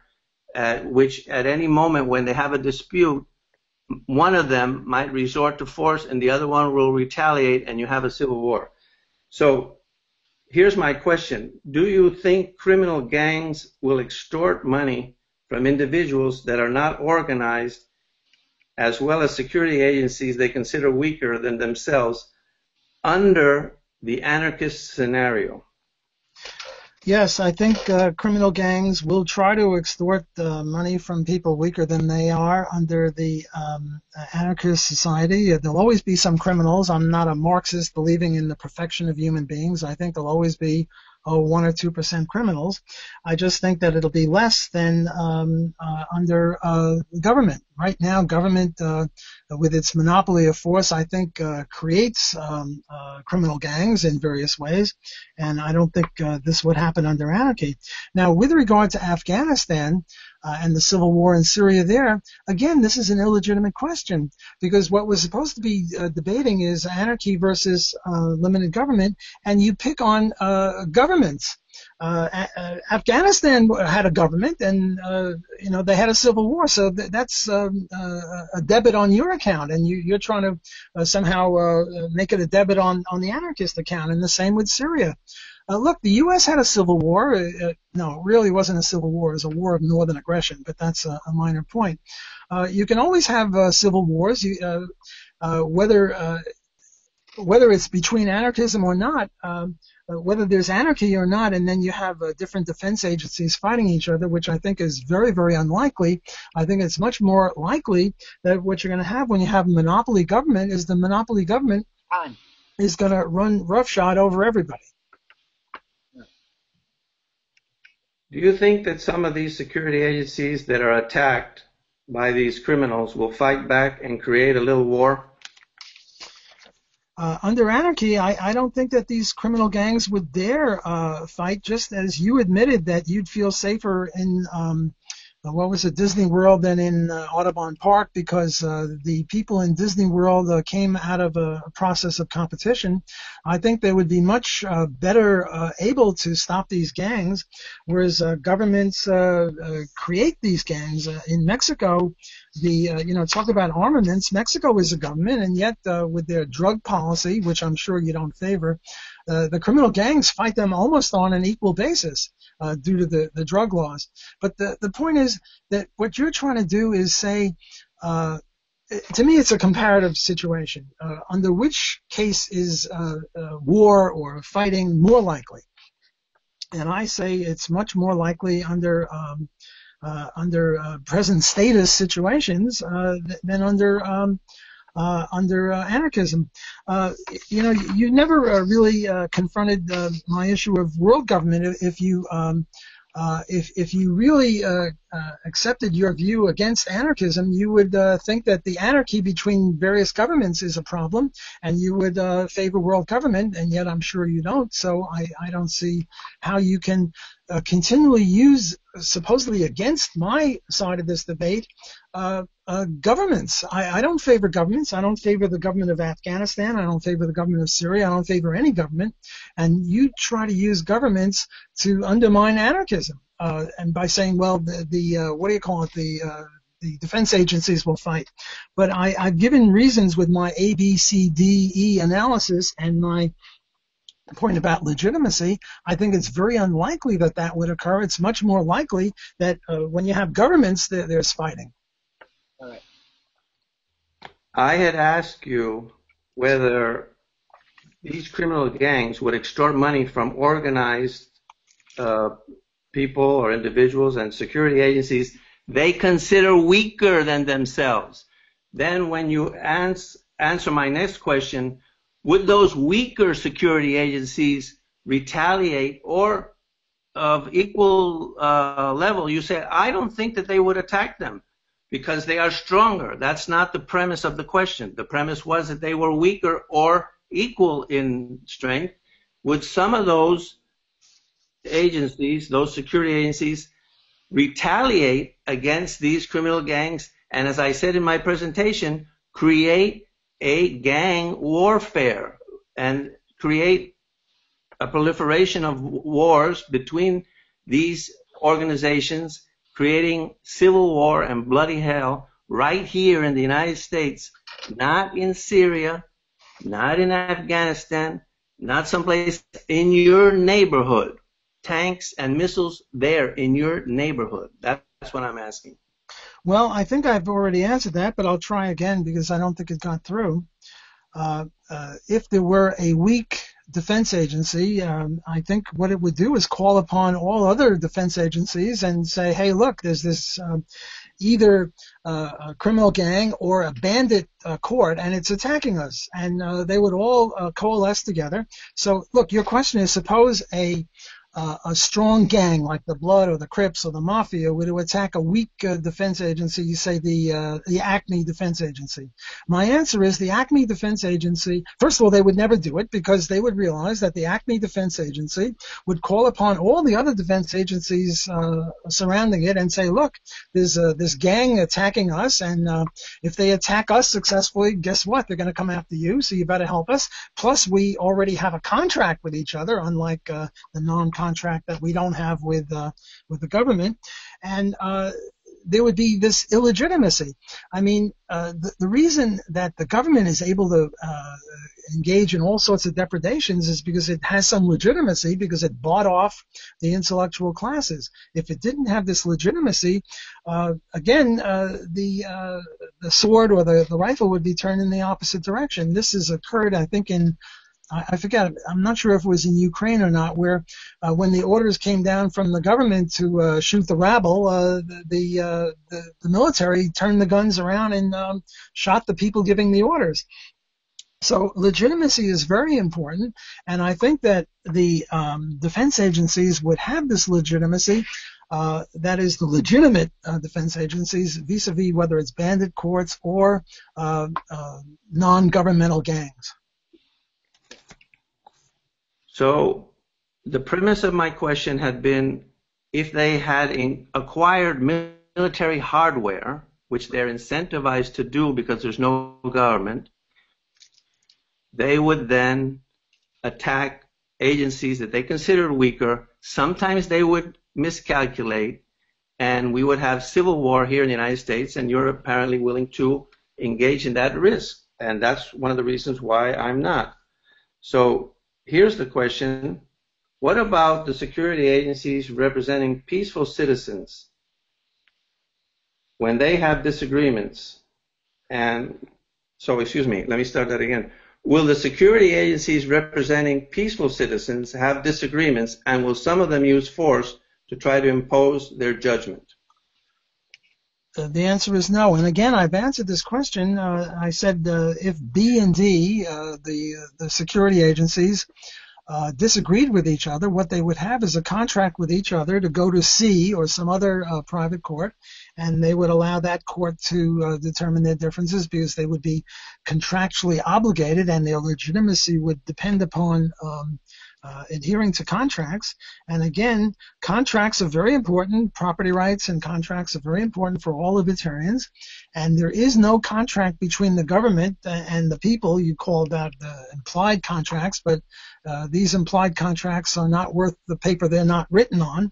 Whereas here there would be explicit contracts, and these explicit contracts would, I think, suffice. Look, there's risk on both sides. To say that with government there's no risk and with anarchism there's a risk, I think that that's just a very erroneous way of looking at the matter. I think, and I say, well, yeah, there's risks on the anarchist side, and you say, aha, you're willing to accept the risk. Well, there are risks on, who guards the guardians. Many limited governments in history started out limited government and became non-limited governments and became totalitarian governments. Would the limited government people be willing to accept those risks? Yes, of course. So to just say that, okay, Walter, you think that there are risks, therefore your position is wrong, I think is a highly dubious way of arguing. Yes, there are risks in all cases, but you have to compare the risks. And I think when you compare the risks, you realize that governments are monstrous because they violate the non-aggression principle, whereas defense agencies do not start out violating the non-aggression principle.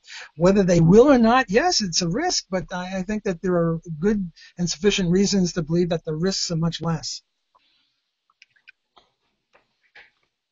The difference being that when you have hundreds of defense agencies with a lot of military hardware and you throw in to boot a lot of criminal gangs, there's going to be some people that resort to force, and the civil war is right here in the United States in your neighborhood, as opposed to outside. When you have a monopoly of force with a strong government and military like the United States, nobody will attack you. You can live in peace, and if you have the right foreign policy, you don't have to worry about war.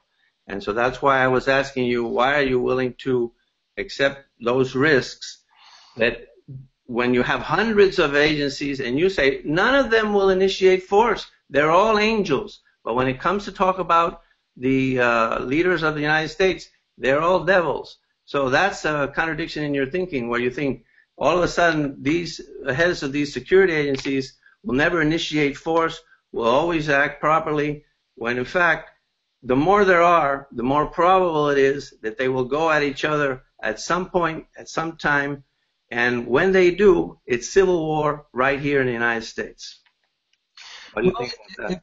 If this were true, then you should favor world government, because right now we have, 200 different countries. Now, I don't know how many defense agencies you think would be in the United States, but we right now have 250 or so countries, all armed. Even Liechtenstein or Belgium has got arms, and some of them fight each other. And the logical implication of the tenor of your question is, well, then we should have world government. You've never really responded to that question of whether you favor world government. But the logical, was that another interruption? I can't believe that. It was a technical issue, Walter. You were frozen. I was just telling the moderator that you were frozen. Sorry, I misunderstood. I misunderstood that. Sorry. What you're talking about is, right now we have peace within the country, Let's forget about the drug wars, and let's forget about the cops killing people, and let's forget about the 40,000 people dying on the highways. We have relative peace. It's not as bad as Afghanistan or Syria. But the point is, this is an unfair comparison, because what you're doing is you're saying, here's a good government, the U.S., and here's a bad government, Afghanistan and Syria, and etc. And from that, you're deducing that somehow anarchism is the problem. I just don't understand that. It seems to me that you would have to come up with a case where there was anarchism. Now let's take the case of Somalia. There is a case where there is anarchism, where there are these tribal groups or these princes or whatever they call them, gangs, I don't know. And I'm surprised that you didn't use Somalia against me. Happily, Ben Powell and other people have done a lot of research about Somalia. And what they find is if you compare Somalia with the United States, Somalia doesn't look too good. But you're not holding ceteris paribus here. If you compare Somalia with the other African countries, Somalia starts looking pretty good. So I think you have to compare equals with equals, and you're not doing that. You're taking Afghanistan or Syria, which used to have very strong governments, and you're using them as a stick to beat up on the anarchist position, which I think is highly problematic. Jen, you do have two more questions. A lot of the questions you maybe say are cause of clarification, but I did the same with Walter, because just in terms of time and length, I'm counting the amount of back and forths, and the amount of back and forths is what I'm counting. Because if you ask a question and then you ask the question again, I have to count that as two questions. Otherwise, we're just going to be here forever. So apparently you think that these security agencies will never attack innocent people and initiate force against them, which in my view is that they are angels. Let me give you an example that might help you reconsider.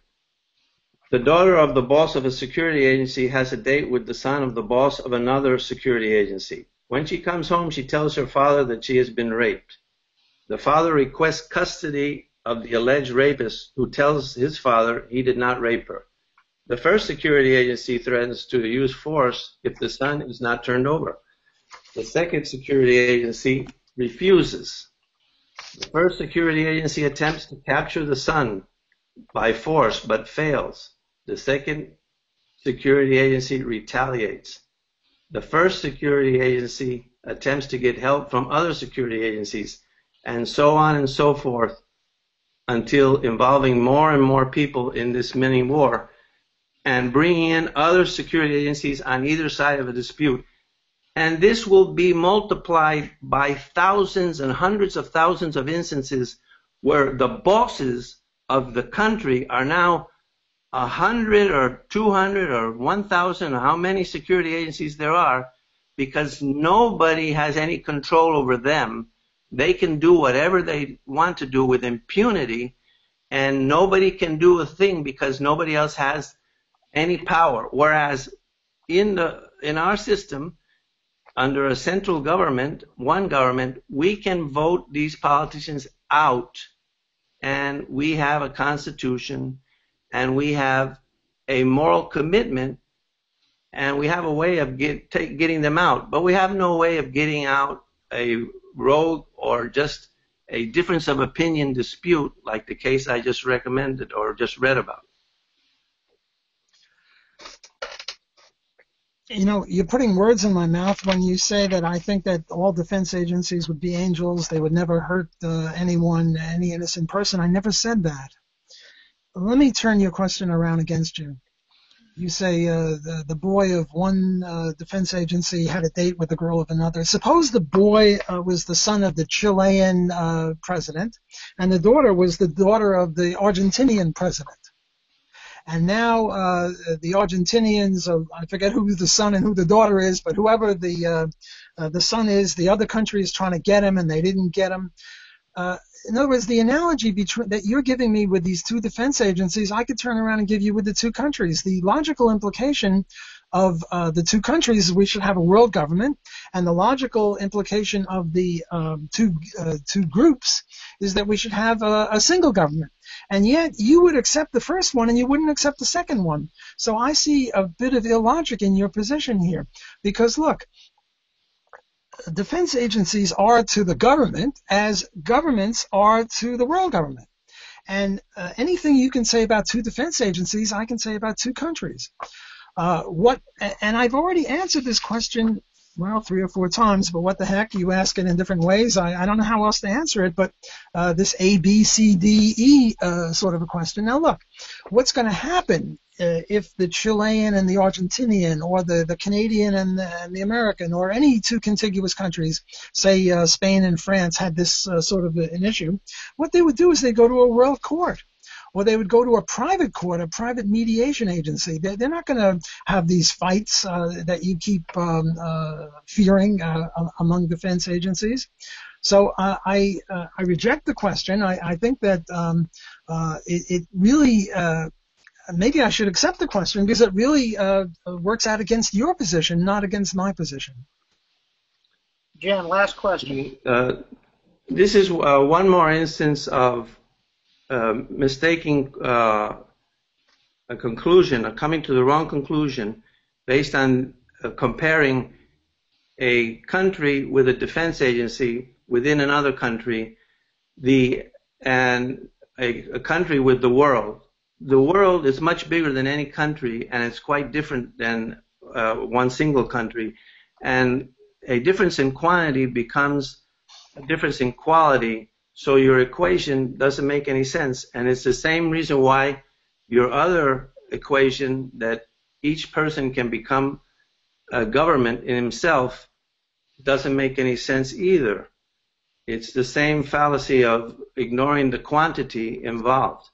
Now, I've been trying to get answers to questions, and instead I've been getting speeches about a lot of other things.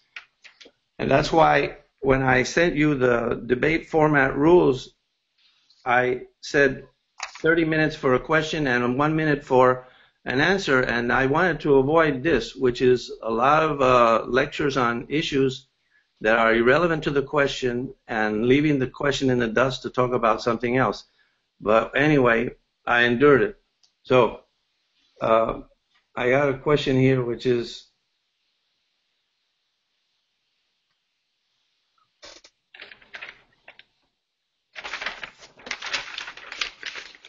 under anarchism, would a citizen ever be forced to follow a law he disagreed with? Yes. Under anarchism, despite your claim that there'd be different laws for each one, that would be the view of David Friedman. Murray Rothbard has, I think, a much better view of anarchism, and this would be constructivist in the sense that Hayek rejected constructivism, and Murray Rothbard's constructivism is the non-aggression principle. Yes, if a criminal, a rapist, a murderer didn't like the non-aggression principle, he would be forced to adhere to it in any case, and so would a bandit court or a criminal gang. So the answer to your question is, your question was, would anyone be forced to adhere to a law he didn't agree with? Yes. There would only be one law, the non-aggression principle, and the implications of it based on private property. And the criminal types who didn't like the non-aggression principle would be forced to adhere to it, because if they didn't, they would be punished. He couldn't say, I secede, and therefore you have no jurisdiction over me, because that's what you were saying before, that everybody should have the right to secede. They raise their hand and say, oh, I seceded last week, so this is not applicable to me. Well, that's an extra question. I think that, okay. But what the heck? It's a good question, and it's a question that's been asked many a time. Yeah, they could say I secede and therefore leave me alone, in effect, but then we would invade their country. Their country of, say, Jones. Pete Jones is a rapist, and he just seceded. We would enter his country and put him in jail. Okay. Now a rebuttal. You have 3 minutes rebuttal, Walter. Well, I think I get extra time, don't I? Because he asked for extra 2 minutes twice, and I only asked for extra 2 minutes once. Sure. Isn't that right? Twice. Right? I thought. Okay. my rebuttal, I think that both of us had the same experience. We each asked each other questions, and neither of us was satisfied with the answers that the other guy gave, which I think is reasonable because we don't agree with each other. I asked questions about implied consent, or I asked him if I claimed that he owed me $1,000, he'd want some proof, and now I claim he's a citizen of the United States, and he resorts to implied consent. I think implied consent is very silly. In this context, I think that there's no consent at all, and then the government has got a lot of chutzpah, a lot of nerve, claiming that anything has been delegated to these rascals. Nothing has been delegated to them. I don't care how many public opinion surveys you take. Nobody delegated anything. If you think that, why doesn't the government send out the Constitution and say who agrees with that? And there have been cases where they've done that, and people rejected it on the ground that was communist propaganda or whatever. Now, I'm also unsatisfied with Jan's view about secession. He says, well, you can secede, but only, I don't know whether it be a state or a city or a neighborhood, but not the individual. Well, suppose we got it down to 10 individuals, and they were a country, and now one of them wanted to leave, and there are only 9, and now there are 8. I don't see this idea of how many numbers there are. It's a matter of principle. Either you have free association or you don't have free association, and if the individual can't secede, well, the individual can't secede from the rapist, or the slave can't secede, and secession is very crucially important. He never answered the question of anarchy between countries. It seems to me that if you're a statist, and he is a statist, a limited statist, but a statist, he believes in government, well, then he has to believe in world government, and he never touched upon that issue. Maybe it's a matter of numbers, but I don't think so, because there are 265 or 270 countries, and I don't think that there'd be more than 270 defense agencies in the country. So I don't think that Jan can hide behind numbers. So I reiterate my opening statements on deontology, or as a matter of rights. The government per se necessarily violates the non-aggression principle, and it ought to be punished for it. Should they do it? What should we do? Is a moral question, and I'm not that interested in moral questions. I don't think, like the Randians do, that everything is connected to everything. I'm not a philosopher. I'm an economist. I'm a libertarian, and for me, libertarianism is just concerned with the non-aggression principle. So I think secession should be down to the individual level. I think that the government necessarily violates the non-aggression principle. And Jan, I think, is upholding anarchy between countries. In his concluding remarks, I wish he would face that issue. Now, with regard to so much for the deontology. Now for the utilitarianism. Jan keeps making the point that isn't it possible, given that nobody is an angel, isn't it possible that we're going to have fights between different people? In this case of the rapist, the boy from one group rapes or is accused of raping the girl from another, and he denies it, and now what? Yes, there'll be difficulties, but these things will tend to be solved because of the legitimacy questions. Namely, if both of these defense agencies, the boy and the girl, are legitimate defense agencies, they will have a contract with each other, and they will mediate this. They will go to a third-party mediator, and that'll settle it.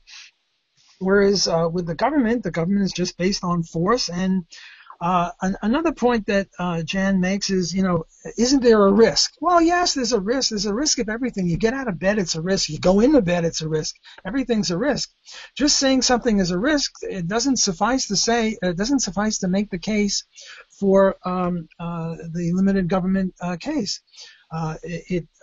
Because there are risks on the other side. Suppose you have this monopoly, and it, goes berserk, as in the case of, Afghanistan or Hitler or Stalin or any of these other places. Jan is forever talking about the U.S., but why not talk about the Soviet Union? Under communism, under Stalin or Lenin, under Nazism, you had very, very strong governments. And you didn't have any anarchy there.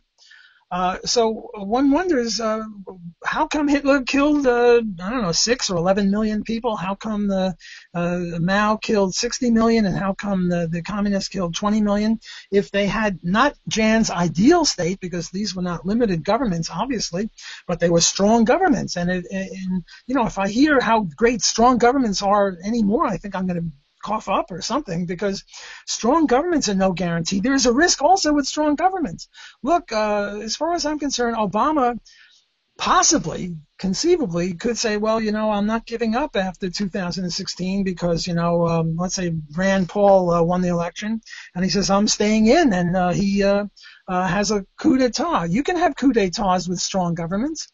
So strong governments are no guarantee of safety. And he keeps talking about, well, there'd be many, many different defense agencies, and there'd be a spark, and there'd be a fight. Well, there's a risk, but there's also a risk the other way around, which Jan averts his eyes from. And I think that that's very, very foolish. But let me end on a positive note. Again, as I started out, I'm a great admirer of Jan. And I thought that his interview of Nancy Pelosi was just magnificent, and everybody should watch that. You'll enjoy it greatly. And I think that Jan is a libertarian, even though he's a limited government libertarian. I regard Jan as a brother or a fellow libertarian. We do have our disputes over this, and those will have to continue. And I'm sure Jan will agree with me that what we ought to do is knock down the government to 5 or 10% of whatever it is now, namely to Ayn Rand's view of government protecting rights and having armies to keep foreign bad guys off us, police to keep local bad guys off of us, and courts to tell who the good guys and the bad guys are. And once we get to that, then we can have a real good debate as to whether we should go further and get rid of this monopoly. I would say also that if people who are statists would read Economics in One Lesson by Henry Hazlitt, this would greatly benefit them. Because the message I get from Hazlitt's Economics in One Lesson is that competition brings about a better product. And monopoly is an evil. Monopoly doesn't satisfy customers, because if you have a monopoly, the customers can't go anywhere else.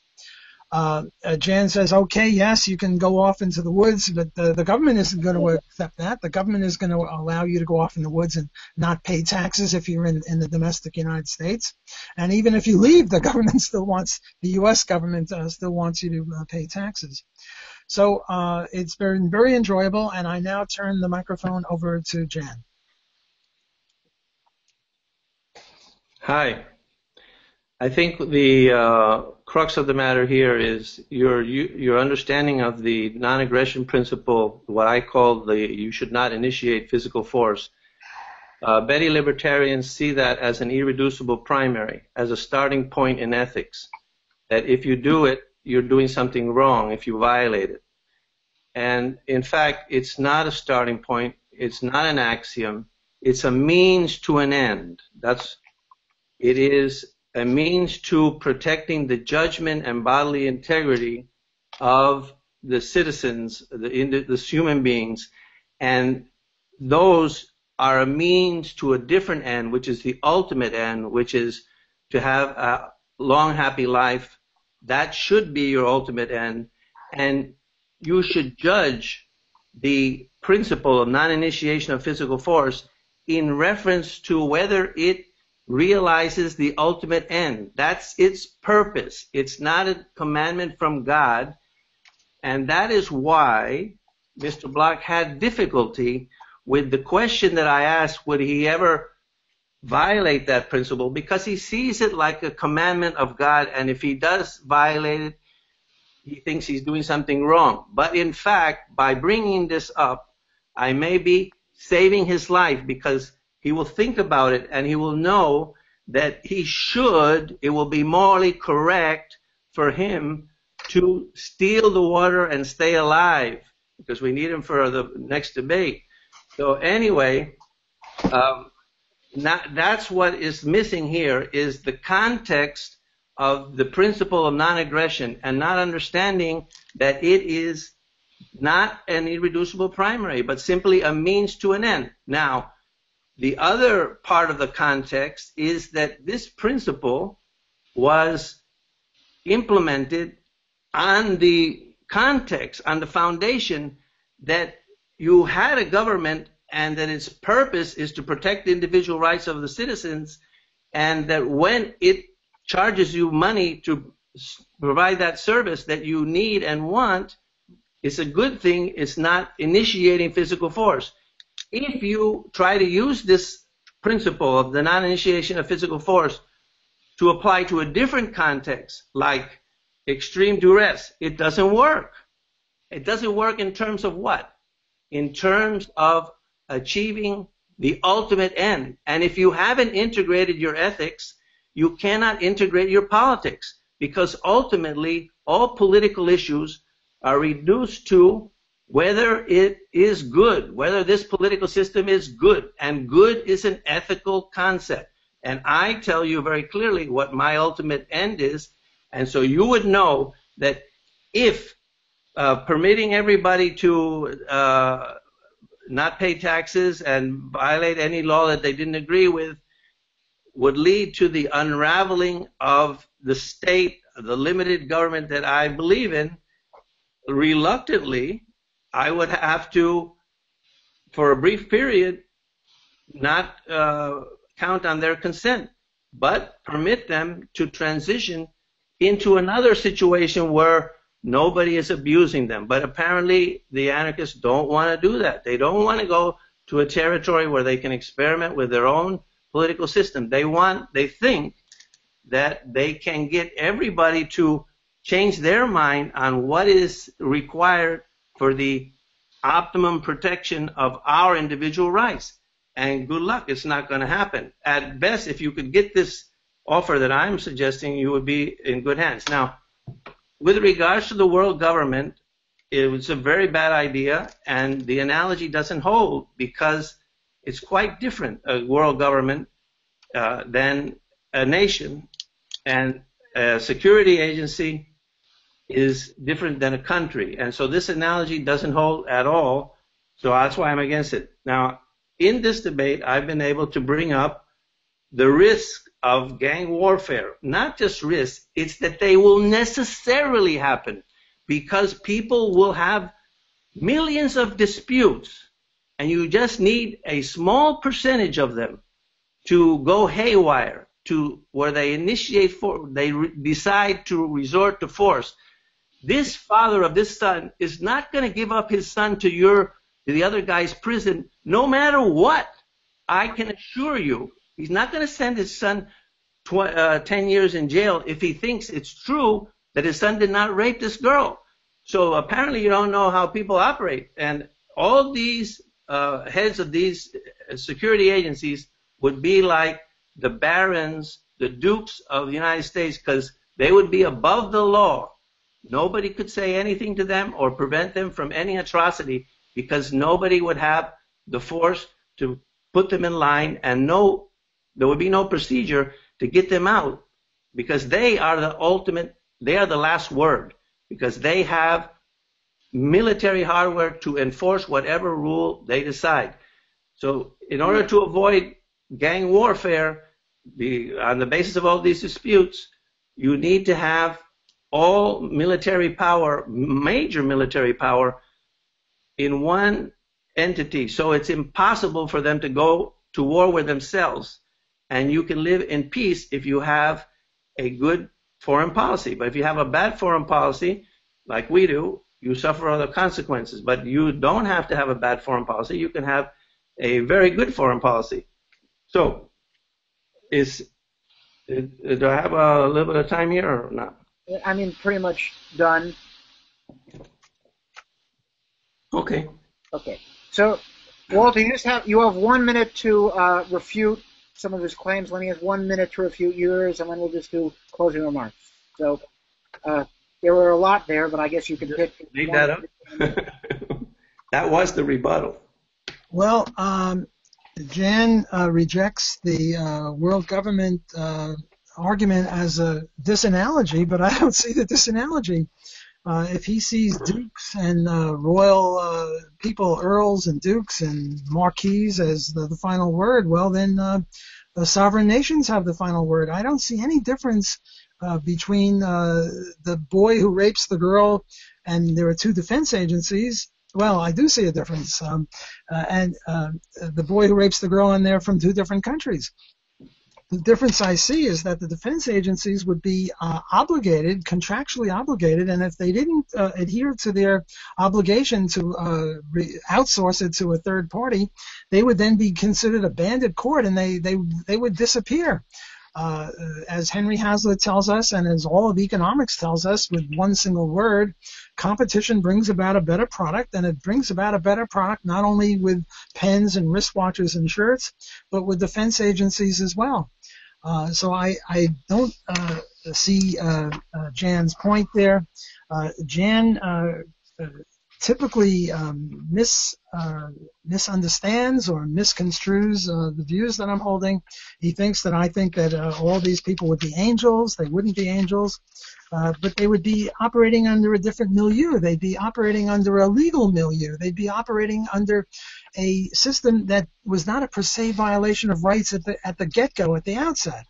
Whereas his system, it starts with a very bad premise. The basic premise of government is force and violence and violation of rights. Look, just because I was a little unsure as to whether I would grab water or not, that's a very different kind of question from the question of anarchism or limited government issues. And I don't think that you have to integrate everything. I think that you can discuss politics in and of itself. I don't think you have to get into morality. Morality is certainly a different issue. So I disagree with Jan on that point as well. He continually uses examples of strong governments like the United States, but he ignores strong governments like the Soviet Union was a strong government until it fell apart. China is a strong government. There are lots of strong governments that are evil, and somehow these strong governments we forget all about, and we just look at the United States, which internally is a lot better than some of these other cases. I don't understand this business of secession. If one person, if Louisiana has a right to secede from the United States, and Jan would agree, and New Orleans has a right to secede from Louisiana, and they don't have counties here, they have parishes. If the Orleans parish secedes from Louisiana or from the city of New Orleans, that's okay, and all of a sudden it doesn't become okay. I don't understand why secession, which means upholding the law of free association, works in some cases and not in other cases. I think that that's inconsistent. But the major inconsistency, the major problem I have with Jan's view, let me read this quote from Schumpeter again. The theory which construes taxes on the analogy of club dues only proves how far removed this part of social science is from scientific habits of mind. Jan does not have a scientific habit of mind in this one question. I think he has a scientific habit of mind in many other issues, but on this one issue, he doesn't have a scientific habit of mind. He thinks that somehow a group calling itself the United States has the right to impose itself on other people, to violate the non-aggression principle. And just because under duress there are questions as to whether under these emergency situations, whether you should do something or shouldn't do something, has got nothing to do with the fact that there's no emergency situation going on. And yet the government is violating the non-aggression principle. Now, Jan says that he would give us anarchists, some place in the wilds of Montana or Alaska. Well, he's very decent, and I would give him, I would return the same favor. He can have statism wherever he wants. He can have, I talk about murder court somewhere where people are allowed to shoot each other, where they agree to do it. If he wants to have his state somewhere, I'm willing to, on his private property. Look, they can even have voluntary slavery if people are willing to do it, whatever it is between consenting adults. But I think Jan's vision of libertarianism is very different than mine. Despite the fact that there are questions about emergency situations, he just violates the non-aggression principle with his support of government, because government is per se a violator of the non-aggression principle. They tax us. They say that we can't have competition for them. Look, suppose the Jones family, as Hans Hoppe would say, the Jones family said, look, we're setting up a government, and if you don't like it here, you have to leave. And I don't know. It seems to me that the Jones government is as good as any other government, unless you want to have democracy. And I'm not a big fan of democracy because numbers don't make right. Might doesn't make right, and numbers don't make right. If before I told Jan that he owes me $1,000 just as an example. Well, suppose I got a whole majority of the country to agree that Jan owes me $100 or $1,000, which is totally false. He doesn't owe me a penny. Democracy doesn't make anything that's wrong right. So I don't see any difference between the Joneses, some upstart criminals who say that we all have to pay allegiance to them, and the present government, which is based on democracy. In both cases, it's a violation of the non-aggression principle, and I think that the essence of libertarianism is to adhere to the non-aggression principle, and if you break it, as in the case of grabbing someone's water or engaging in this libertarian concentration camp guard situation, well, then you have to pay a penalty. All right. Jan. My summary? Yeah.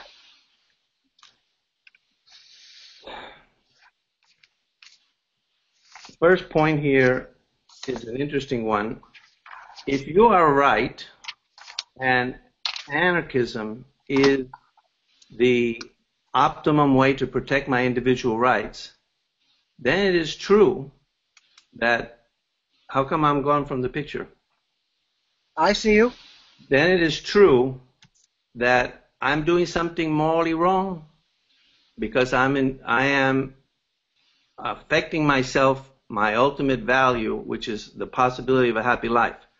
But if, on the other hand, I am right and anarchism makes it much less possible to have my rights protected, then in that case, you're doing something morally wrong because you are trying to harm yourself and everybody else and impose anarchism on them and ruin their life. So that's why it's important to go through the consequences of anarchism and figure out where you have a better protection of your individual rights, your right to life, liberty, and property. And that's why I went through the criminals that are incentivized, the foreign tyrants that are incentivized to commit crimes and attack and expropriate wealth from less powerful people in the United States, and the inevitable conclusion that with so many disputes, even amongst good, rational people, in some of these disputes, the people will resort to force. They won't all go for arbitration. And when you have that conflict between two agencies, two defense agencies, the consequence is civil war, gang warfare, which makes life here in the United States miserable and impossible. And that's what nobody has shown me is not true. And that's why I think I'm doing the right thing by defending limited government. Now, a very important point is that apparently you don't see the relationship between ethics and politics and political theory. And you could see it right in the debate proposition. When you say no government is better than limited government, better is an ethical, moral, valued concept. It's good. It's better than the other. So ultimately, you have to validate your political theory against an ultimate end, which I have told you is a long, happy life. My life is my ultimate end. If you knew that, you would know when not to apply the principle. You would steal the water and save your life because you would see that the principle is leading to your destruction. But since you don't know what the purpose of the principle is, you see it as a commandment from God or as an irreducible primary, a starting point in ethics. Let's start here. This makes sense. and not know where it came from, you don't apply it correctly. You apply it in. Looks like you froze. Jan, you froze. Walter, you're seeing that also? Yeah. No, now he's back. You're back. Sorry, you froze a little. You're applying it to a context which is pre-government, where there is no government. We already have a government. We needed a government to protect our individual rights. And then you want to apply that non-aggression principle to a context which doesn't apply, because the real context in which this principle was formed within the context that there is a government, and what kind of government it should be, and I'm advocating it should be a limited government. That's the context, and the principle works very well under normal circumstances, except for duress, but it doesn't work to apply to contexts which are not where it was created, how this principle was created, and for what purpose. So I suggest that you examine your ethics and integrate them into your politics, so the political systems that you advocate lead to your ultimate value. So in any debate, you should say up front what your ultimate value is and how this political system leads to that ultimate value. And in this case, this is just a minor intermediate principle. The more important principle is the values that are being protected, which are everybody having the right to follow their own judgment, and when you use force, you prevent them from doing that, and everybody having their bodily integrity. When you use force, you can harm their bodily integrity. And those values are in turn a means to a different, higher value, which is your life, your possibility of having a happy life. That is what the kind of homework that you and the viewers should do, so that you apply that principle correctly, because right now you're applying it as a commandment from God, and you get a result that is counterproductive, because ultimately you're harming yourself. If you're wrong that this anarchism will in fact create havoc, civil war, gang warfare, incentivize criminality, and make gangs go for military hardware, if you're wrong about that and they will do that, then you're harming yourself. So I suggest that you examine it and see, and also that you realize that all political discussions ultimately have to be justified on a conclusion about your ethics, and specifically on what is your ultimate value. Daniel, Jan got an extra 2 minutes twice. I only got it once, so can I get my extra 2 minutes now? Wait a second. This is my summary. That's it. We're finished. Dan? Yeah, can you hear me? Jan got extra 2 minutes twice. I only got it once. You could have taken it before, Walter, but you can't take it out of turn, and you can't talk last because I get the last word. Jan, I'm not asking you. I'm asking Dan, the moderator. Yeah, well, check out and see who talked more, and you'll see that you talk a lot more than I did, so don't worry about that. As far as you wanted equal time, you used a structure that I knew would get out of hand, and it did, and I tolerated it. But now the debate's over because... Meanwhile, I'm asking Dan a question, and you won't let him answer. Go ahead. Well, I want to be fair to both of you. He did take time, so if it's quick, and it's not a problem for Jan, if it's just a minute or so. No, this is the summary, and he can't get the last word and have the first word, and he had an opportunity to take extra time, and if you look at the times and anybody calculates them, you'll see he talked at least as much as I did. So, what's your ruling, Daniel? Well, I'm looking at the debate, and certainly we haven't followed the time structure. So, right. I'm not sure you guys had an equal amount of questions, but it says at the end there's an affirmative, and then there's a negative, which is the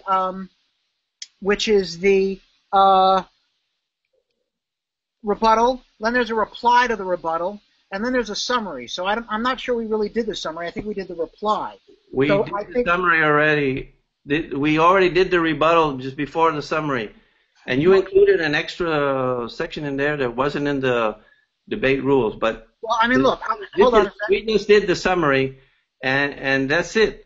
So I'm asking Dan for a ruling. Notice I'm willing to arbitrate. Jan, will you let him speak so he can give his... Look, here's what Jan sent me, if you could see it in the thing. So we had an affirmative, if you see it on the right-hand side. Then we had a negative. Then we had a reply. Then we had a further affirmative. Then we had a reply to the negative. So we didn't really have a summary. So I'm willing to give Walter a summary. That's what it is. That is the summary. What do you mean? It says it's right there, the summary. Yeah, not only do you interrupt me, but you interrupt him. Why don't you let him finish? I'm saying there's a rebuttal. Then there's a reply to the rebuttal. We did that. Then there's a summary, which is... He did that. He didn't do that. He did a summary, and now he wants extra 2 minutes at the end of the debate. And I'm waiting for Daniel's ruling on that. Jan, why don't you let him give his ruling? Fine. My ruling is this, and which I want to be fair, is to give Walter 2 minutes, and then at the end give Jan another 2 minutes, because we didn't really have a summary. We combined them, and I think that's fair, because Walter is asking for 2 minutes. He didn't really get to ask 12 questions, but I also, I want to give you the closing remark because he got the opening remark. So I'm willing to give him 2 minutes and give you both 2 minutes. How does that sound? Well, I disagree. I think that we had the summary, and I've had the debate, and we can do another debate another time, but we should follow the rules. He had a summary. I had my summary. And I think if he looks at it, he'll see that he had as much time as I did by far. Well, since the ruling has been that I can speak for 2 minutes and then Jan can speak for 2 minutes, I'm now going to speak for 2 minutes. I disagree. I think that's a fair rule. I notice you disagree. I notice you keep interrupting. You're a lawless